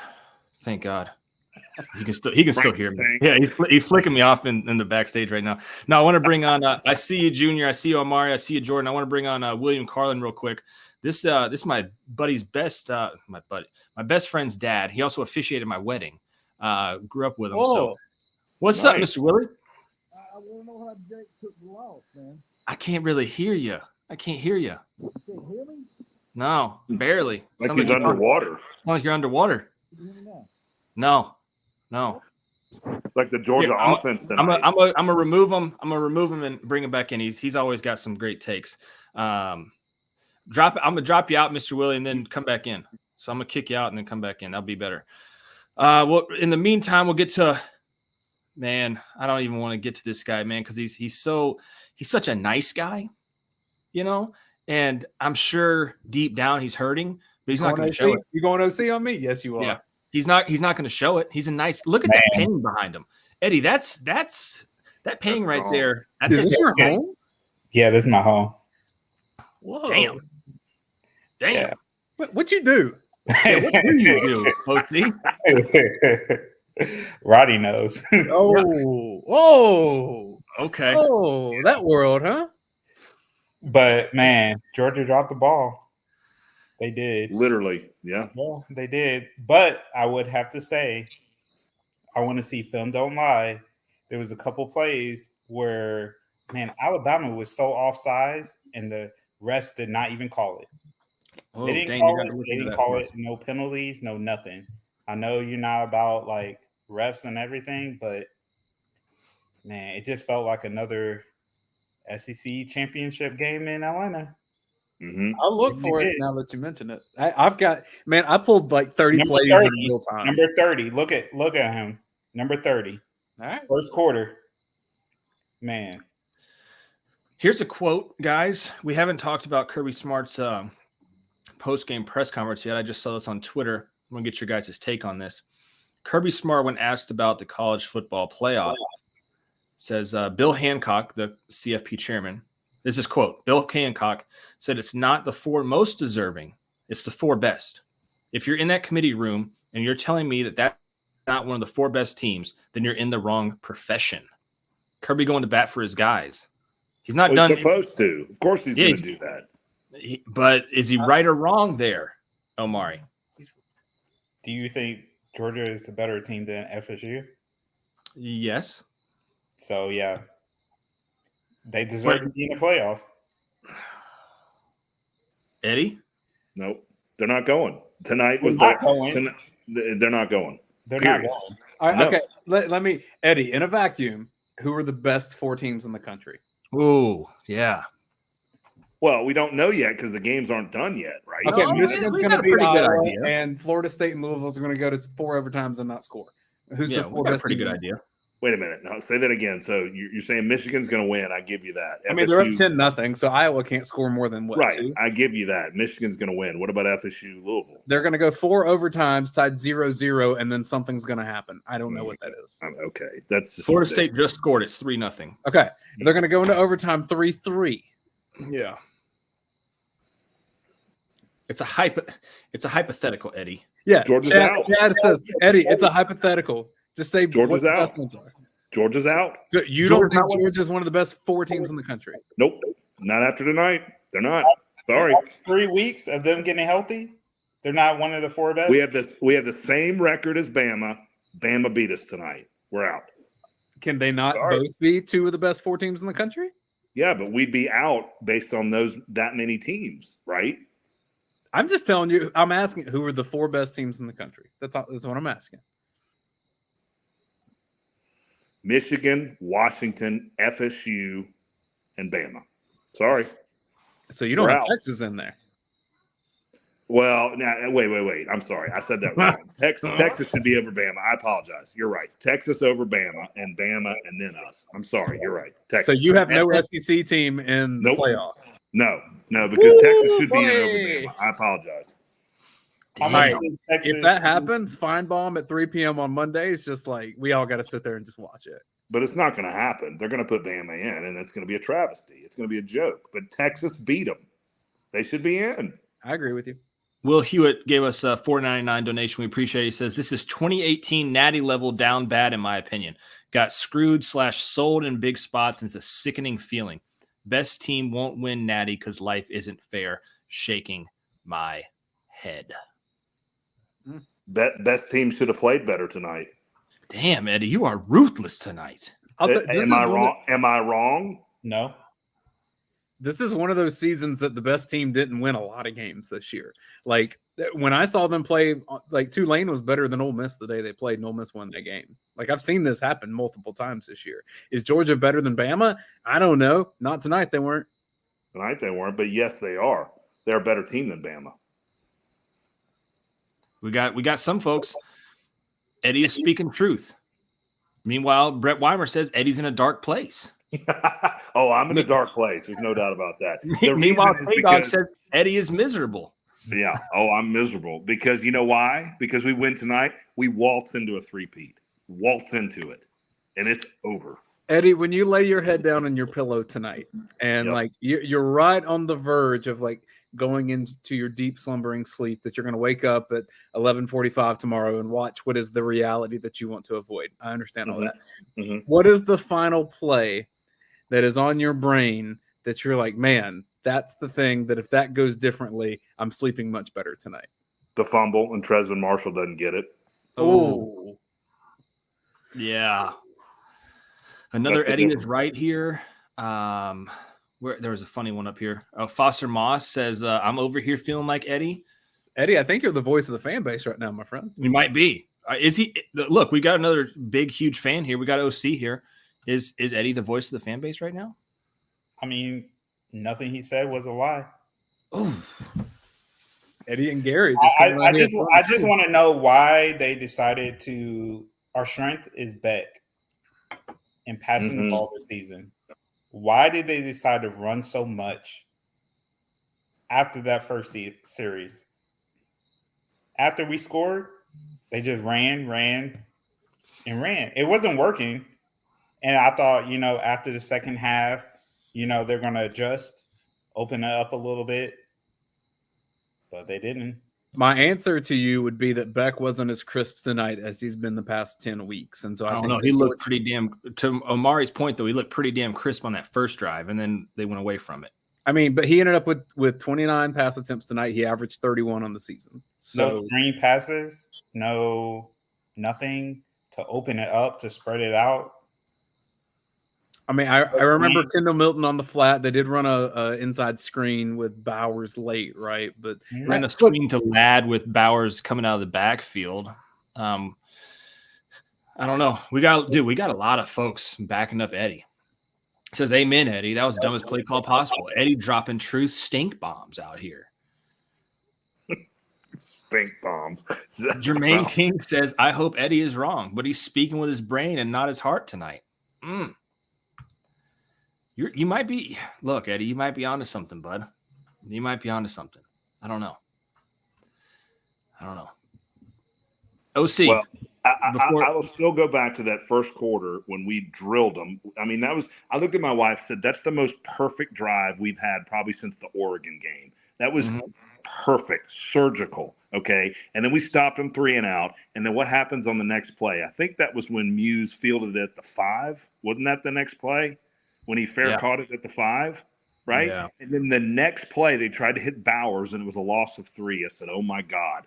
3 and out, 3 and out. If we score on either of those drives, I think we bury Bama. That was the opportunity, and we blew it right there. Yeah. But I also got to say, we got to give credit where credit's deserved. And Saban, yeah, fourth downs. Yeah, the 4th and 4. That was the difference in my head. Yeah, got aggressive there at the end of the half. Got aggressive. He was like, we gotta get touchdowns, and he went How for many? Can I look this up on the stat broadcast, Dane? How many 4th downs they went for? Yeah. Georgia was 2 for 2 and Alabama was 2 for 2 on 4th down, but those 2 from Alabama were they were situational. That like Amari, that's such a great point, Amari, and that may end up being like the lost decision in this game, but like that showed Alabama's mentality of like what it takes to beat a Georgia team. Mm-hmm. And what we had not seen was what happens when this Georgia team gets down against a really, really, really good team. Like we saw it against Auburn, and maybe Georgia should have lost that game, whatever. But Georgia in the 3rd quarter against South Carolina rallied back so back that it felt like it wasn't down to the extent that it was. That Georgia was uncomfortable at parts in this game because it had not been in that spot. And that's in part like you have to credit Alabama for that. And man, it's so hard to believe that they benched this guy, Milroe, and like almost lost to South Florida. Like how crazy is this sport? Yeah, because if you think about it, I think it was a 4th and 5, and Kirby called the timeout. Yeah. And then they went for it. Instead of kicking a field goal, they went for it and got a touchdown. Mm-hmm. Now think about that. Like a touchdown versus a field goal, Georgia still would have been 1 point ahead. Or if Georgia gets a 4th down stop there somehow. Yeah, we get some points there. Yeah. But one more thing, I'm going to say this right now. Jalen Milroe, yes, he beat us tonight. I'll give him that. He's not a scary quarterback. He's just not Bryce Young. He's not that good. And we let him beat us. And it was pathetic because he can't throw the ball accurately. Did you see some of those throws he was making? Oh, look, pathetic. I get that. I don't think you can win a national championship anymore unless you have a quarterback that is a running threat. I really don't. Yeah, but you got to be able to throw the ball too. You got to make some throws. He made enough throws. He made enough. You're right. No doubt about it. No doubt. That's what pisses me off because overall, he's not that good of a quarterback. Yeah. And we let him beat us. Carson Beck is like significantly a better passer than that Absolutely. guy. Like, I'm not disputing that at all, but like there are 2 paths to winning a national championship at quarterback. Either you have to have kind of the hybrid, like I can pass some, I can run a lot, or you have to have a really good, accurate passer with a fantastic group of skill guys to help him out. Yeah. And Georgia tries to go that latter path, and the injuries caught up to him right now. And then the Milroe path worked that way. You get more leeway if you have a quarterback that can move. And whatever people want to say about Stetson Bennett, that was always a piece of his game of like he could extend plays and then he could go run when things broke down. And who's scarier right now, Jalen Milroe or Michael Penix? Milroe for sure. Milroe, yeah. What? Are you kidding me? Sure. I've seen Penix make enough of those bad throws too. Like he makes some good ones. Oh, I think Michael Penix is scary. I totally disagree with both of them. No. Like Washington's losing in the first round of the playoff to any of the teams. Oh, I disagree with that too. No. Who's before I kick you out of here, Eddie, because you're just causing a big scene. Amari, I'm right again. Come on, Amari. Tell him I'm right. Nah, I would have to disagree on you on that one. Washington, they're terrible. Michael Penix. Milroe's more dangerous. I'm sorry. I don't see anything. Everybody's been doubting Washington all year long, and they keep getting it done. All right, y'all just discount them. That's fine. Barely. I mean, best team they played is Oregon, and I think Oregon's fine, but they're except Florida State if they're in there. Most of their teams in the playoff are going to be better than anything they faced all year. Okay. Like Texas versus Washington, it'd probably be slightly competitive. But, man, Texas passing attack, that'd be the thing to be the most scary to go against in the playoff right now. Okay. We'll see. I say Michigan wins it all now. Probably. I think Texas could run, I think. Texas is pretty good. Yeah, Texas looked good today. I like Texas to like we'll see what the 4 is. I would like Texas or Alabama, whichever one gets in.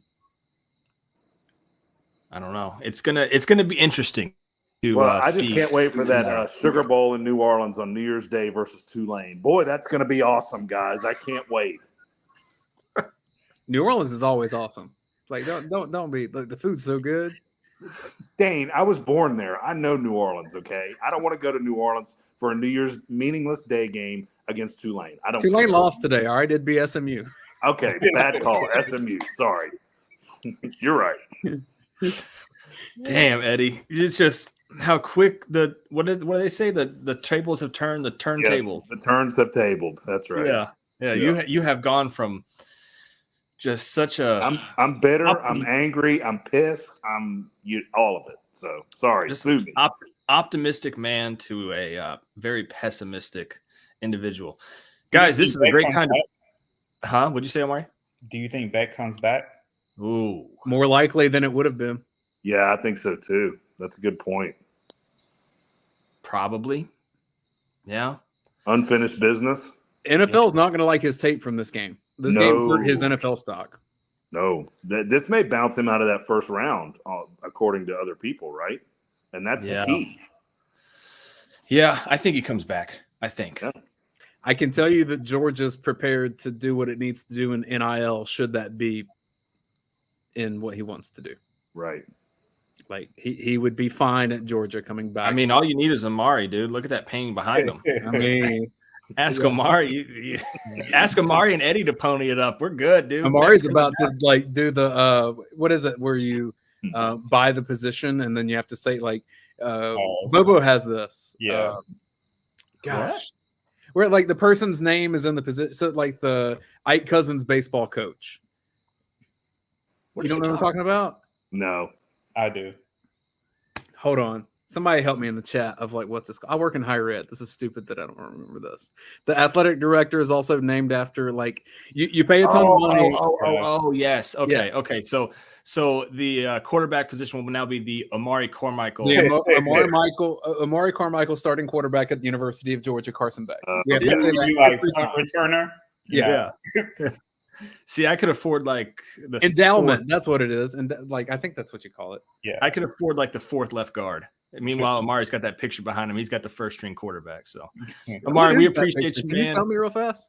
Yeah, what is that? What is that picture? Oh, it's off of Arhurst. Who? Arhurst.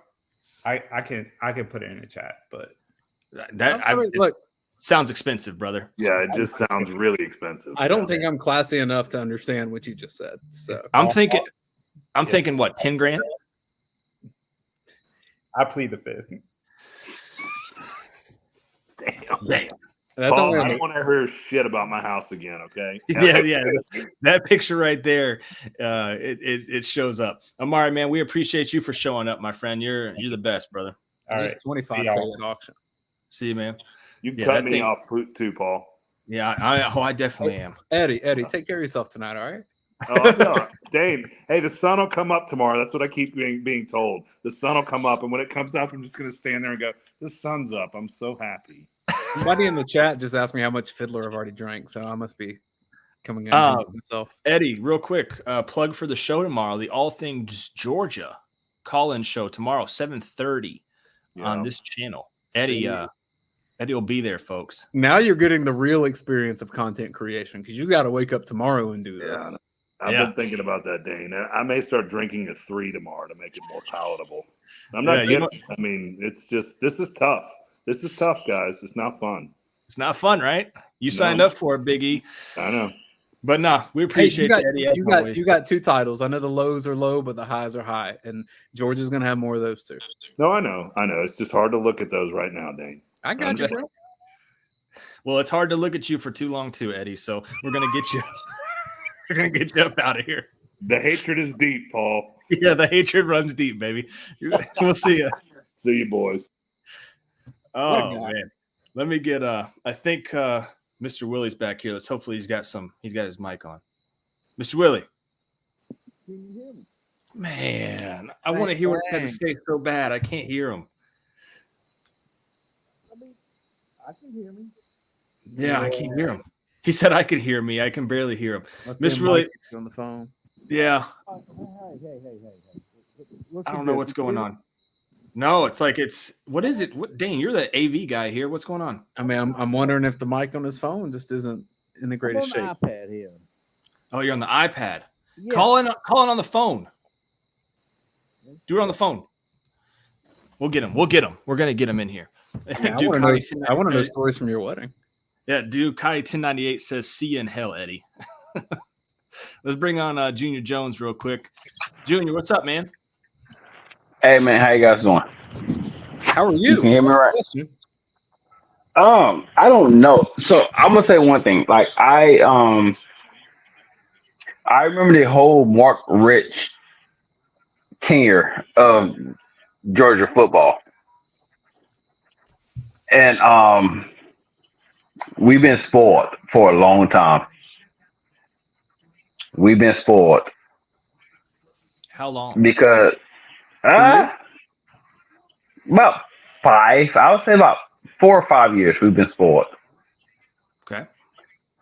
Because I remember I know whenever Kirby got hired on, like I love Mark Richt. I love Mark. Like I thought he was a great coach and everything like that. So whenever like the change came, I was one of the people that said, "Oh, what's Kirby gonna do? Because Alabama's Alabama and we can't beat Alabama because Alabama's Alabama, right? Nobody else can beat Alabama, so why would that change?" Like I was one of those people. But like I remember going and just head up with Alabama and the SEC championship over and over and just not being able to beat them. And like the past like 3 years, it's like, we know we're on a high horse and we're just like, oh no, we're this and we're that, we could beat everybody. And I feel this kind of that little like, no, we're not that person. Junior, I have a question for you. Yeah. And I've imbibed some tonight. Have you imbibed? Have you had the drinks flowing a little bit? A little bit. Honestly, no, I'm gonna tell you one thing. what the fumble we had. That like honestly, whenever that fumble happened, I walked outside and said, I'm going for a smoke. I don't even want because Alabama guns they're going to score. What kind of smoke are you talking about? Right now, I'm just on some vodka. I don't got filler out here because I live in California right now. I got you. So filler don't get out to California at this moment. But I'm just on some base vodka. But yeah. Like I watched this game and the time I was watching this game, like I felt Mark Rich was calling this game, if that makes sense to anybody.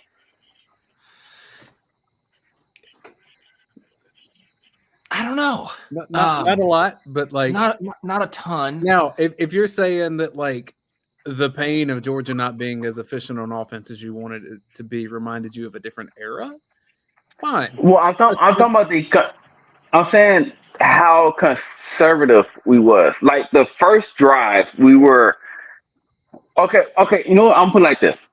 Last year, the first time I called in ever on this channel, it was because I called in because we were using this when Brock Bowers became Brock Bowers, and I called in and I said, "Hey, we're using Brock way too much. I don't like it. We need other people to like do something." Right. So that's the first time I called in last year. But so like right now, it me watching this game, it was like we have so many people that we can use. We have things that we're just not doing. Who did you want to be used that wasn't used to the degree that you wanted them to be used? Anybody. See, that's my thing. Anybody. Like Okay, I'm gonna put it like this. Last week, I wasn't able to watch the game last week because I had to work Saturday and everything, so I wasn't able to watch the game. You're a working man. We get it. Yeah, so I seen like the little after stats and like the highlights and everything like that, and I was like, okay, it wasn't pretty, but we got out, but we didn't have Brock, we didn't have McConkey, they're hurt, whatever. And I felt that should have been a game to where who's able to step up. Right. So then this week, whenever you have it to where they're still not 100%, whoever able to step up last week, they should still be able to step up this week. And then you try to feed them. Who do you think that should be?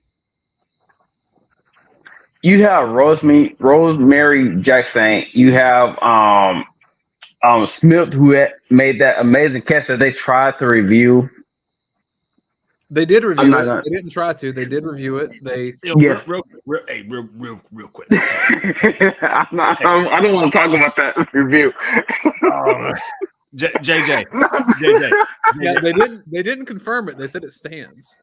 Real quick. See, that's what made me mad. No, it stands. Like, no, it should be confirmed. He caught that. You see, he caught that. Dude, but what? Hey, man, JJ, man, you have a great night, brother, because you are on a different level right now. Oh, my God. I don't know, man. What's really crazy is he's still talking in the background. He was talking to himself. He thought he was still on the show. Okay. It's all love, Junior. It's all love. It's all love, JJ. Love you, big dog. You just a little out there tonight, my boy. God almighty. Mr. Willie, you there? I don't know, am I? Yes, you sir. are. We got you. What's well, I hope it's worth it. Hey, we've been waiting for you for a while. So what's the thoughts here? Georgia in the first playoffs? of all, how'd the boy take the loss, man? Jake. So yeah, for everybody. So I had a couple friends over tonight for the game. Jake just got a new Apple Watch. You know that, Mr. Willie? Yeah, he showed it to me this morning. Yeah, he got a new Apple Watch, and he didn't know that you could check heart rate on it. So I said, he started going a little crazy in the first quarter. And I said, hey, man, check that heart rate. My man got up to 163. 163 cheering on the Dogs. I hate for him to drop dead the week before his wedding, man. Right. So I don't know. I hope he's all right. I think he's at home now, settled in, but it was tough. It was tough over here for some of the boys. I'm sure it was tough in Monroe too, huh? Yeah. I tell you, it's football means a lot to me, but I did not pull the shotgun out and blow my head off. It doesn't mean quite that much, but yeah, I thought about it for a second. What? Yeah, go ahead. You're dreaming if you think we're going to make the playoffs. There's a shot they're going to put us in Alabama ahead of Texas. That's just not happening. When Alabama started gashing us in the middle of the first quarter and into the second quarter, that's when we lost the game. They just ate the whole first half up. Like I said, we went 3 and out twice in a row, and they ate up a whole quarter of time. And the catch at the end of the second quarter where they went up 10 points. Dogs played their hearts out in the second quarter, the second half, but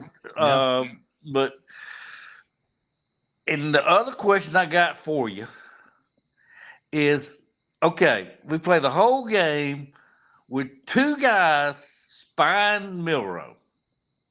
They're sitting there, spying him. How does he run for 50 yards in the last 2 minutes of the game? It's completely different. It was completely different than, and I think really, if you look at it, sans the last 2 minutes of the game, I think they did a really good job of containing him. They did an excellent job. But yes. I mean, it was, and it's like I said, thought it went by the playbook. He's not that good of a quarterback. He missed so many open guys. Yeah. He missed so many open throws because they were keeping him contained in the pocket. And then he got to, okay, you get it to a field goal. They've got the ball on the 25-yard line, even with a squib kick, which I'm like, what the hell? I wonder if they had practiced that and like somehow gotten a recovery back there, like thinking their speed would get there. I don't know. I agree with you. Just kick it deep. Yeah, but anyhow, it wound up on the 25-yard line. Because that was my first thing. It's like, okay, what the hell? But it wound up on the 25-yard line, so that's a wash. But then you've been, like I said, you've been spying with two linebackers on either side of the line, sitting there waiting on him to run. And he busts for, a 30-yard run and then a 20-yard, 15-yard run when it matters the most. Well, that 30-yard run I thought was as impressive as anything that Alabama did in this game, because when they need to kill clock and just keep the ball, get a first down or two, they go empty. Like, that's unheard of in that situation. That's how much they trust their quarterback to gain the yards he needs to gain. And he goes for they go empty, run a jet fake, and then they block it well, and he scampers and gets the first down immediately. Like, that's such a level of confidence in your playmaker that Georgia did not show tonight. Like the fake pitch, but that, obviously to me, them guys just in the end of the first quarter, in the second quarter, to eat the whole half up, and then the very end of the game there, outside of that, man, we had a hell of a team, played a hell of a game, and you can go back and forth. Is why didn't Dylan Bell get more? Why didn't Rosemary Jackson get more? Yeah. That's a coaching decision, and they're way better at it than I am. And that damn horse collar was BS. Horse collar did fire your son up over at my house a good bit. He was pretty fired up about that one. Real quick, tomorrow at noon, is Georgia on the outside looking in, or is Georgia a playoff team? What did I open with?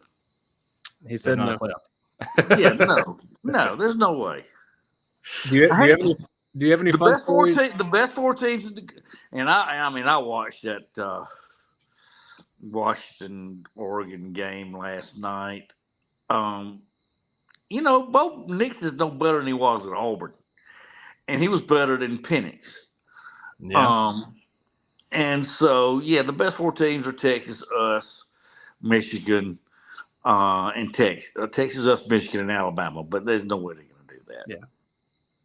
So So you did Paul's wedding. Like, I inside stories on Paul that I can pick on him with, because that's a fun thing for me to do. Oh boy. Oh, I got a giggle out of that. Now I almost saw. Really and truly, the only stories I've got on Paul are positive about the boy. I love him to the death. Yeah, except for that window that's in his sunroom right there in front of him. We won't talk about that though. We won't talk about that window there. No, the one. There's a window. See, I can tell you that I didn't. There is a window. Yes. Yeah. I didn't know. Go ahead. Christmas, my son's senior year, he totals his car, and it was the first part of the Christmas break. And last part of Christmas break, my boy says, "Dad, when are we gonna go get me a new car?" I said, "Son, there ain't no new car. There ain't none. There's this big yellow bus that comes by here every morning. That's your way to school." My boy Paul picked him up every morning for the last half of the year. What a guy. From my house, and took him to school and brought him back. That's the kind of man you're working with. Philanthropy. See, I almost thought he was going to die in Las Vegas. So, hey, Where'd you go to Vegas? We went to Vegas 2 years ago as a group, and it was a wild time. It was like 120 degrees, so it wasn't that Paul did bad things. It was just brutally hot. It was brutally hot. That was true. No, I've only got good things to say about Paul, and appreciate you listening to my screed here. I'm just so disappointed. Well, Mr. Willie, we can be excited next Saturday when Jake gets married. So I'll see you then, my friend. You betcha. See you. Yeah, there's some stories. But he didn't release them like that. And that's why Mr. Willie is my guy. He didn't release the stories. The glass on that window. Jake and I pulled. We about blew the house up in the backyard in a fire pit one night. He was asleep though. Whole fire department came. There's a lot. See, Paul, I view myself as someone that's always in your corner. I'm not in your corner to that extent. Like, he is so much in your corner. Like, he's the man. He's the man. Like GG is. Double G, you're back, huh? Yeah, man. I just wanted to add something too. Okay, y'all keep asking who's going to make it in the playoffs. Okay. Now, what has the committee said each year of the playoffs that their determining factor was? Every year. What they say? The 4 best teams. Mm-hmm. Period. Okay. I'm not going to say that Georgia and Alabama gets in. The committee could leave both of them out. But I can make the argument right now that the 3 best teams playing right now is in the SEC and no other conference. Because the simple fact is, right now, Missouri would beat anybody else besides Alabama if they make the playoffs. They might beat Alabama too. I love them. Yeah, they might even beat Alabama. Missouri is probably the second best team in the nation right now, and nobody's talking about Missouri because they lost to LSU. Because they lost 2 games. Yeah. I mean, look, that's what gets me. That's what gets me, Gary. Is when you talk about the best 4 teams, you are smoking that cigarette down, Gary, to the filter, my brother. Man, it's just like I said. The fucking game upset me, man. I can tell. That filter's about to get caught on fire. Light another one, Gary. Light another one. Yeah, but like I said, I don't want to throw nobody under the bus, but we just didn't execute tonight. And yeah, maybe some of our players didn't execute tonight the way they have been the whole season. And maybe some of that was back to back. Maybe I thought you were going to talk through that light. I thought you were going to light it and talk the whole time. Right? Yeah. Maybe that was some of the play calling. But I can't see it. It's just there was play after play after play that was poor execution. That is not play calling. If it was play calling, you wouldn't have poor execution of the plays. I agree with you, Gary. For the most part, I saw a lot of plays that I saw all season long with Georgia. Now, the level of athlete on the other side was better. Alabama was able to make some plays that other teams weren't able to make. And you want to know the shitty thing about it is? I'd love to. Alabama did exactly what we'd have done all season. And what's that? Or at least the last 5 or 6 games. Okay, that we went up on them by 7 points. Everybody else been going up on us for 7 points, and then they shut us out for the rest of the fucking game. I'll tell you another thing, Gary. Did you notice late in the game, Alabama does the fake pitch run up inside? Georgia hasn't stopped that all year. Ooh, that was a Georgia Tech Auburn play too. And then we was also running to the outside too much. Why run to the outside when you're tearing them up down the middle? Because for a month, Kendall Milton, north and south, that's been what's working. Yep. Now, I do think some of that is when Mims went out, you lost a lot of leverage on the right side. And that's not shade at Truss. He's a fine player. He's been a guy that can play every position for Georgia, but there's not another Mims on that offensive line. Hell, line Brock up in fullback and have Milton run right behind Brock the whole freaking night. They finally put Micah Morris at fullback to get a yard. Yeah. But that's the reason why Brock even plays tight end, is because nobody doesn't really use fullback anymore. Brock plays the tight end like a fullback would play tight end if they had to play tight end. You see where I'm coming from? Totally. Yeah, I do. Because the way he breaks tackles, way he runs through everybody, and the way that you can't, whether or not he was stopped a little bit, but any other game he wasn't stopped. Paul, am I lying? I think Dr. Greg Steele over here, he and I would be really good friends. I've got that vibe tonight. Hey, Dr. Greg Steele, Gary, he said Gary's smoke alarm in the background is worthless.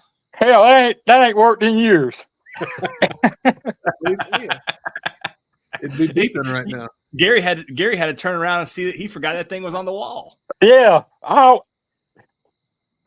It's a imagine that it's still up there. Imagine that my phone still worked, because with the way the game was on, I was fixing to throw something at it. We don't want to throw things. We don't want to be violent, Gary. But Gary, I appreciate you coming back on. I'm going to try to wrap this thing up, man. I got Jordan. He's going to give us a house tour real quick, and then we're going to roll on out of here. Y'all have a good night, guys. Hey, all right, Gary. Before we do this, Paul, I probably should give a formal shout out to ASW Distillery. Yeah, do that. Because you do ad reads, man. Do them, please. Well, I mean, we have a banner as well that I'm going to bring. Okay, I got you. Hold on. I'm trying to do this the right way. Hold on. Boom. There you go. That's this on Film Don't Lie. Yeah, there you go. ASW Distillery, they make this Fiddler bourbon that I've been drinking off of. Some people in the chat think I've been drinking too much. Paul, you've seen me when I've drank too much, and this is not that. This is not Tennessee Martin week. We're not talking that, right? Right. You agree? Right. I agree. You're not there. Can you tell I've been drinking though? I wouldn't let you operate a car, but you're all right. I could easily operate a car right now. I wouldn't do it. That's how people get DUIs. Right. They all think that they can do that. I wouldn't do it just because even thinking that way. Anywho, Fiddler Bourbon, distilled by dogs. Mm-hmm. Look, if you need to drown your sorrows right now, they have the tasting rooms around Atlanta. The one around the Battery is super popular. You know, when the Braves are back next year and you're kind of feeling good about the Braves, and they've already broken your postseason hearts this past season, so they're going to get beyond that this next year, kind of bolster the pitching a little bit. Fiddler Bourbon is a great way to go if you really want to hype up your tailgates or your off seasons or whatever you have going on at your home. It is the Hunker Vodka, because every purchase of the Hunker Vodka goes toward the Classic City Collective. At least a portion of it does, and that helps Georgia with NIL opportunities. If you're buying Tito's Vodka, that benefits Texas. They gave multiple millions of dollars to the University of Texas. Heard 20 million. You know, Georgia's going there next year. They are. If people same weekend as a Formula One race down there, and there's no hotels. Do you know what hotel prices are going to be? I don't stay in hotels. You don't? Are you Airbnb exclusive? I am an Airbnb guy. Yeah. Well, let's get them to sponsor this, so then we can actually give them a formal shout out. Anywho, when I say distilled by dogs, that means the ASW is 5 of the 6 founders are Georgia graduates. They like UGA. They like what we do. That's a great line. That my back deck here is the other tasting room for ASW Distillery. I don't know who said that, but that was Dog 85. He's always got the punchlines. Okay, Dog 85 and Dr. Greg. That's my people. Anyway, ASW Distillery, support those folks. They're really kind people. Shout out to Chad. He's the one that he and I are on the same page. So I'm drinking the Georgia Heartwood Fiddler Bourbon tonight, and I'll continue to do so as we see Jordan's tour of his home. That was a great ad read. Would you go buy that after that? I would. I don't drink, but I would. But I'm hypothetically, if Gary doesn't drink either, but Gary said he was going to start. See, Gary just said I need that Fiddler Bourbon tonight. Gary, no, we're not starting drinking again. Gary, you already have one vice. Let's not add a second. Yeah. Jordan, what's up, man? Show us this house real quick because we're about to get out of here. All right, I just listened to Kirby talk about the best 4 teams, and it broke my heart and that good stuff. Yeah. But I forgot to mention earlier, I think Warren Brinson, if we're giving helmets, We do have to give helmet stickers. Yeah, I was about to say we gotta get helmet stickers out. Yeah, I thought we do. Warren We do. Brinson. We do. But That's a good one. do y'all actually want a tour? Like a quick tour. Yeah, you've been waiting a long time, and I do want to see it. It looks like a very nice piece of architecture that you've got there. I would say maybe in the $750,000 to $800,000 range. Can I sneak in a quick answer to Jermaine King here first? Because he wants to know if I have a TV on my porch. Boom, TV on the porch. Attaboy. Wow, big time. Got you, Jermaine. Show us the house real quick. Show us All the right. house real quick. Shit, we're actually doing it. Okay, my wife is not gonna like this. All right, there's the living room. Oh, Green wow. accent wall. That's Kitchen, very don't mind the classy. mess. Open floor plan. Open floor plan. Christmas trees up. Oh, exterior light. There's the I like that. outdoor kitchen. I like that. Ooh. My wife What do said you I gotta cook out cut it there? off there. Maybe we'll have to. Oh shit. Would you call that a Yes. sunroom or an outdoor kitchen? Say what? Would you call that a sunroom or an outdoor kitchen? That's an outdoor kitchen. That's a lanai down here in South Florida. Whoa, big word. Yeah. Hey, Pinky's out though. Lanai. Very nice. He's out with the Bud Light. This is a very nice home, Jordan. Very nice home. Yeah, I got shut down on the rest of the tour there. Yeah, let's not go. You know, that's fine. It's fine. That's fine. Yeah. But Jordan, we appreciate you as always, man. No, We man. I want to show y'all love. I appreciate y'all, man. It's been man. Now I'm wanting to know the price per square foot down in Naples, so I can compare. I'm telling you, it's pretty. That house is pretty pricey right there. Jordan, I that's a don't know good- exactly how old you are, but if you just search Zillow for fun, just to learn about your neighborhood and your area, then we're about the same age. I'm 31. Damn, Then we're brother. about the same age. Like Come if you're on not now. there, you're about to be. Come on now. I've been married for August 1st, 2015. I've been married a minute. Hey, shout out to you, brother. Yeah, man. I got a lot of student loan debt from my wife. If y'all want to jump in on that, can we get It is what it is. Let's It get is some what it helmet is. stickers for Jordan's. Your wife's home equity right. will pay for that. It's not a big deal. Yeah, yeah. But JC, we'll see you, man. We're gonna try to get out of here. I don't blame y'all. I just wanted to stick around long enough. Hell of a crib. I'm glad you showed me. Now we're gonna clean this thing up and we'll do a meet my cribs thing or whatever. I'm all in. I See appreciate it, man. Y'all have a good one. Man, what a night. Greg, We got Greg a Silly said, bro, nice house like that and drinking Miller Lite. You can't look. You can put the man into a nice house, but if he starts drinking the Miller Lite, you can't hate the man for it. No. But see, here's me and Greg are on the same page on most things. The reason you can afford the nice houses is because you do drink the Miller Lite. Right. If you had to go to that craft stuff all the time, you couldn't afford the super. Couldn't afford that house. You know what I mean? Let's get back on track here, though. Let's give these. Let's give out these helmet stickers. This is the time. If you guys want to donate a little bit in the super chats, you know what I'm saying, for a helmet sticker, now's the time. Dane, I'll let you go first. I always let the visiting host go first. Can I ask the parameters of this? Because I've never been on this late in a POS. Okay. Yeah. So I need to know the rules that are at play here. There are a couple rules with the helmet stickers, and I'll walk you through them. There are certain players that have gotten a golden bone already. That means that they've gotten a helmet stickers in at least 3 games. So they've pretty much guaranteed themselves to get.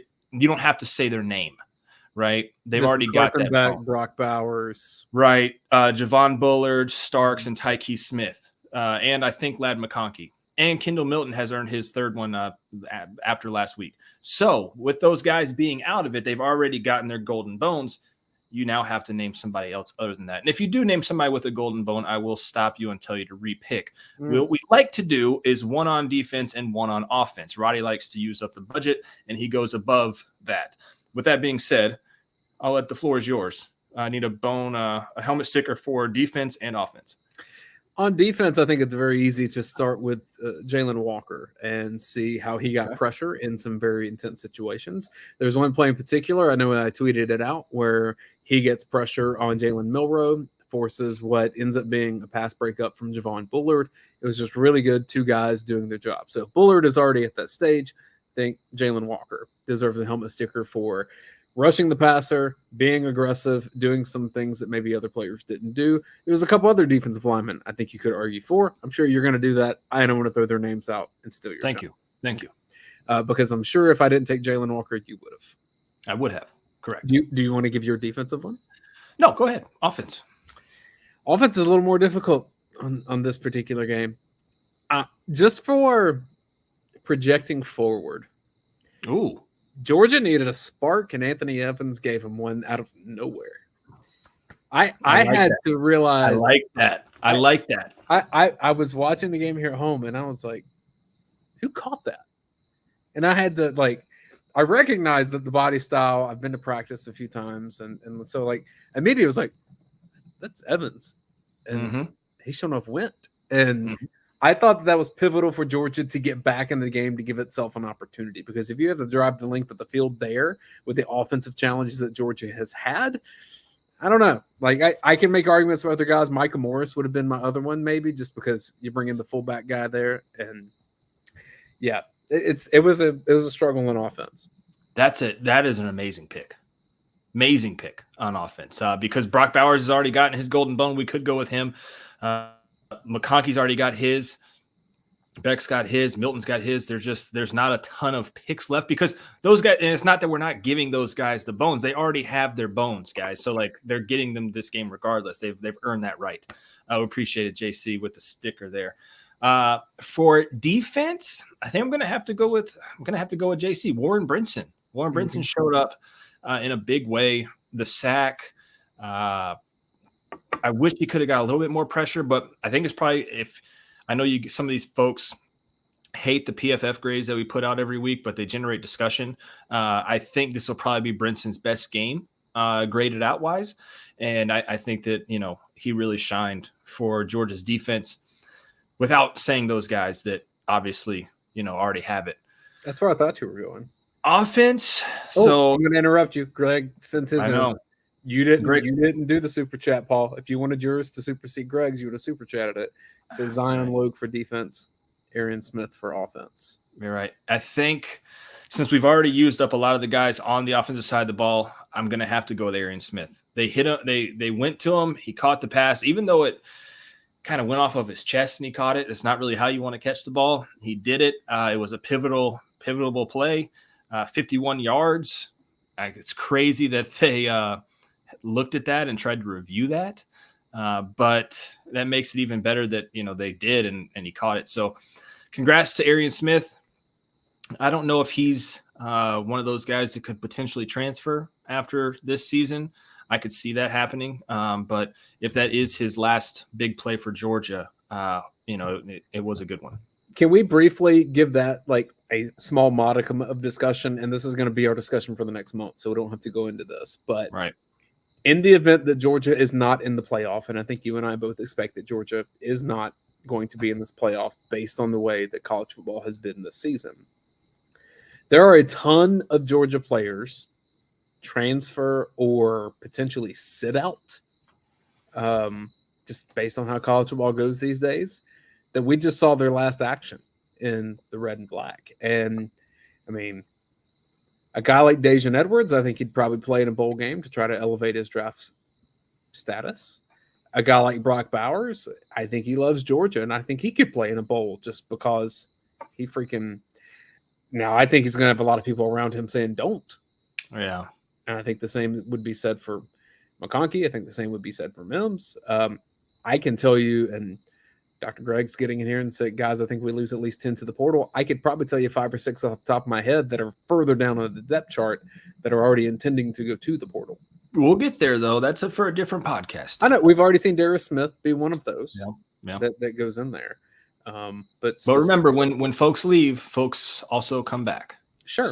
And that opens up spot for others. It's a nightmare to do roster management right now. But those like seniors at Georgia that, hopefully they end up playing their final game here if that's what they end up wanting to do. But the Dejan Edwards, the Marcus Rosemary-Jack Saints, some of those defensive linemen that have been here forever, Stackhouse, Logue, Walthour, they've been a part of something special at Georgia. So I know in the hurt of today, it's hard to have that perspective. But for those particular guys that have kind of contributed to that, I hope they get their shine too over what's the next, 4 or 5 weeks.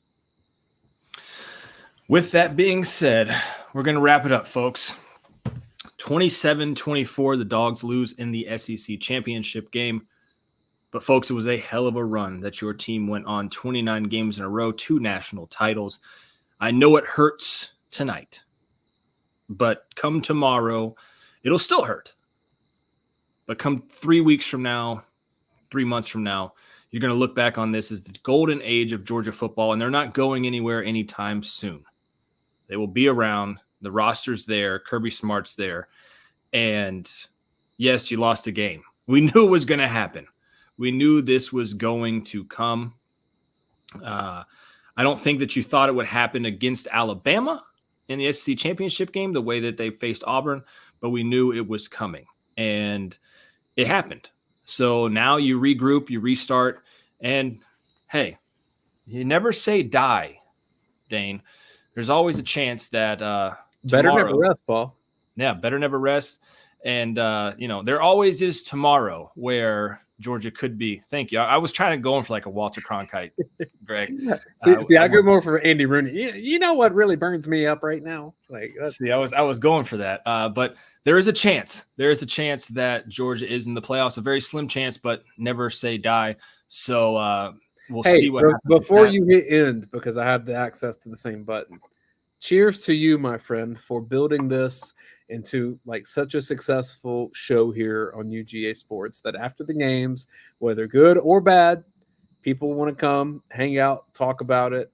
Like we've all been there of like your favorite sporting event just happened and you just need to like have some more context for it to see what other people thought about it. And you've done a really good job building this up to what it is. I see the numbers on there. It beats some of the stuff I do. Not all of it, but some of it. Not all of it. Not all of it. Yeah. It's hit or miss. I'm happy to be connected with you and to this community and for what you've built here. So like kudos to you, congrats to you. And this is a cool thing. I think it's going to keep on going for a while.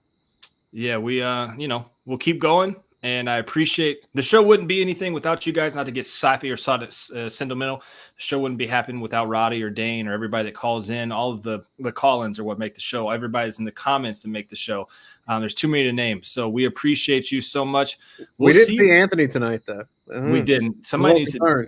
I'm going to actually text Eddie after this and tell him to check in on Anthony because we need to check in on Anthony. He might be in a police department somewhere in North Carolina for sure. But, we appreciate it, guys. We will see you, January 1st, Dane, probably? Likely. Yeah. I'll tell you, like, me and Brent Rollins will have Film Don't Lie tomorrow night. So I'll see most of the people that watch this. If you want to know what happened in this game, we'll break it down tomorrow night for you. And I mean, you're on here tomorrow night too. Like, I'm here tomorrow night. Better never rest. We just said it. Yeah. Nothing like it, guys. We appreciate you so much. Before you leave out, the best thing you could do for me is hit that like button. It helps generate this to other dog fans so that the other crazy dog fans, just like yourself, can get in here and hang out. Appreciate you for this whole entire season. It's been amazing. We'll see you tomorrow night for all things Georgia. And Dane and Brent will be on for Film Don't Lie. Better never rest, guys. We'll see you soon.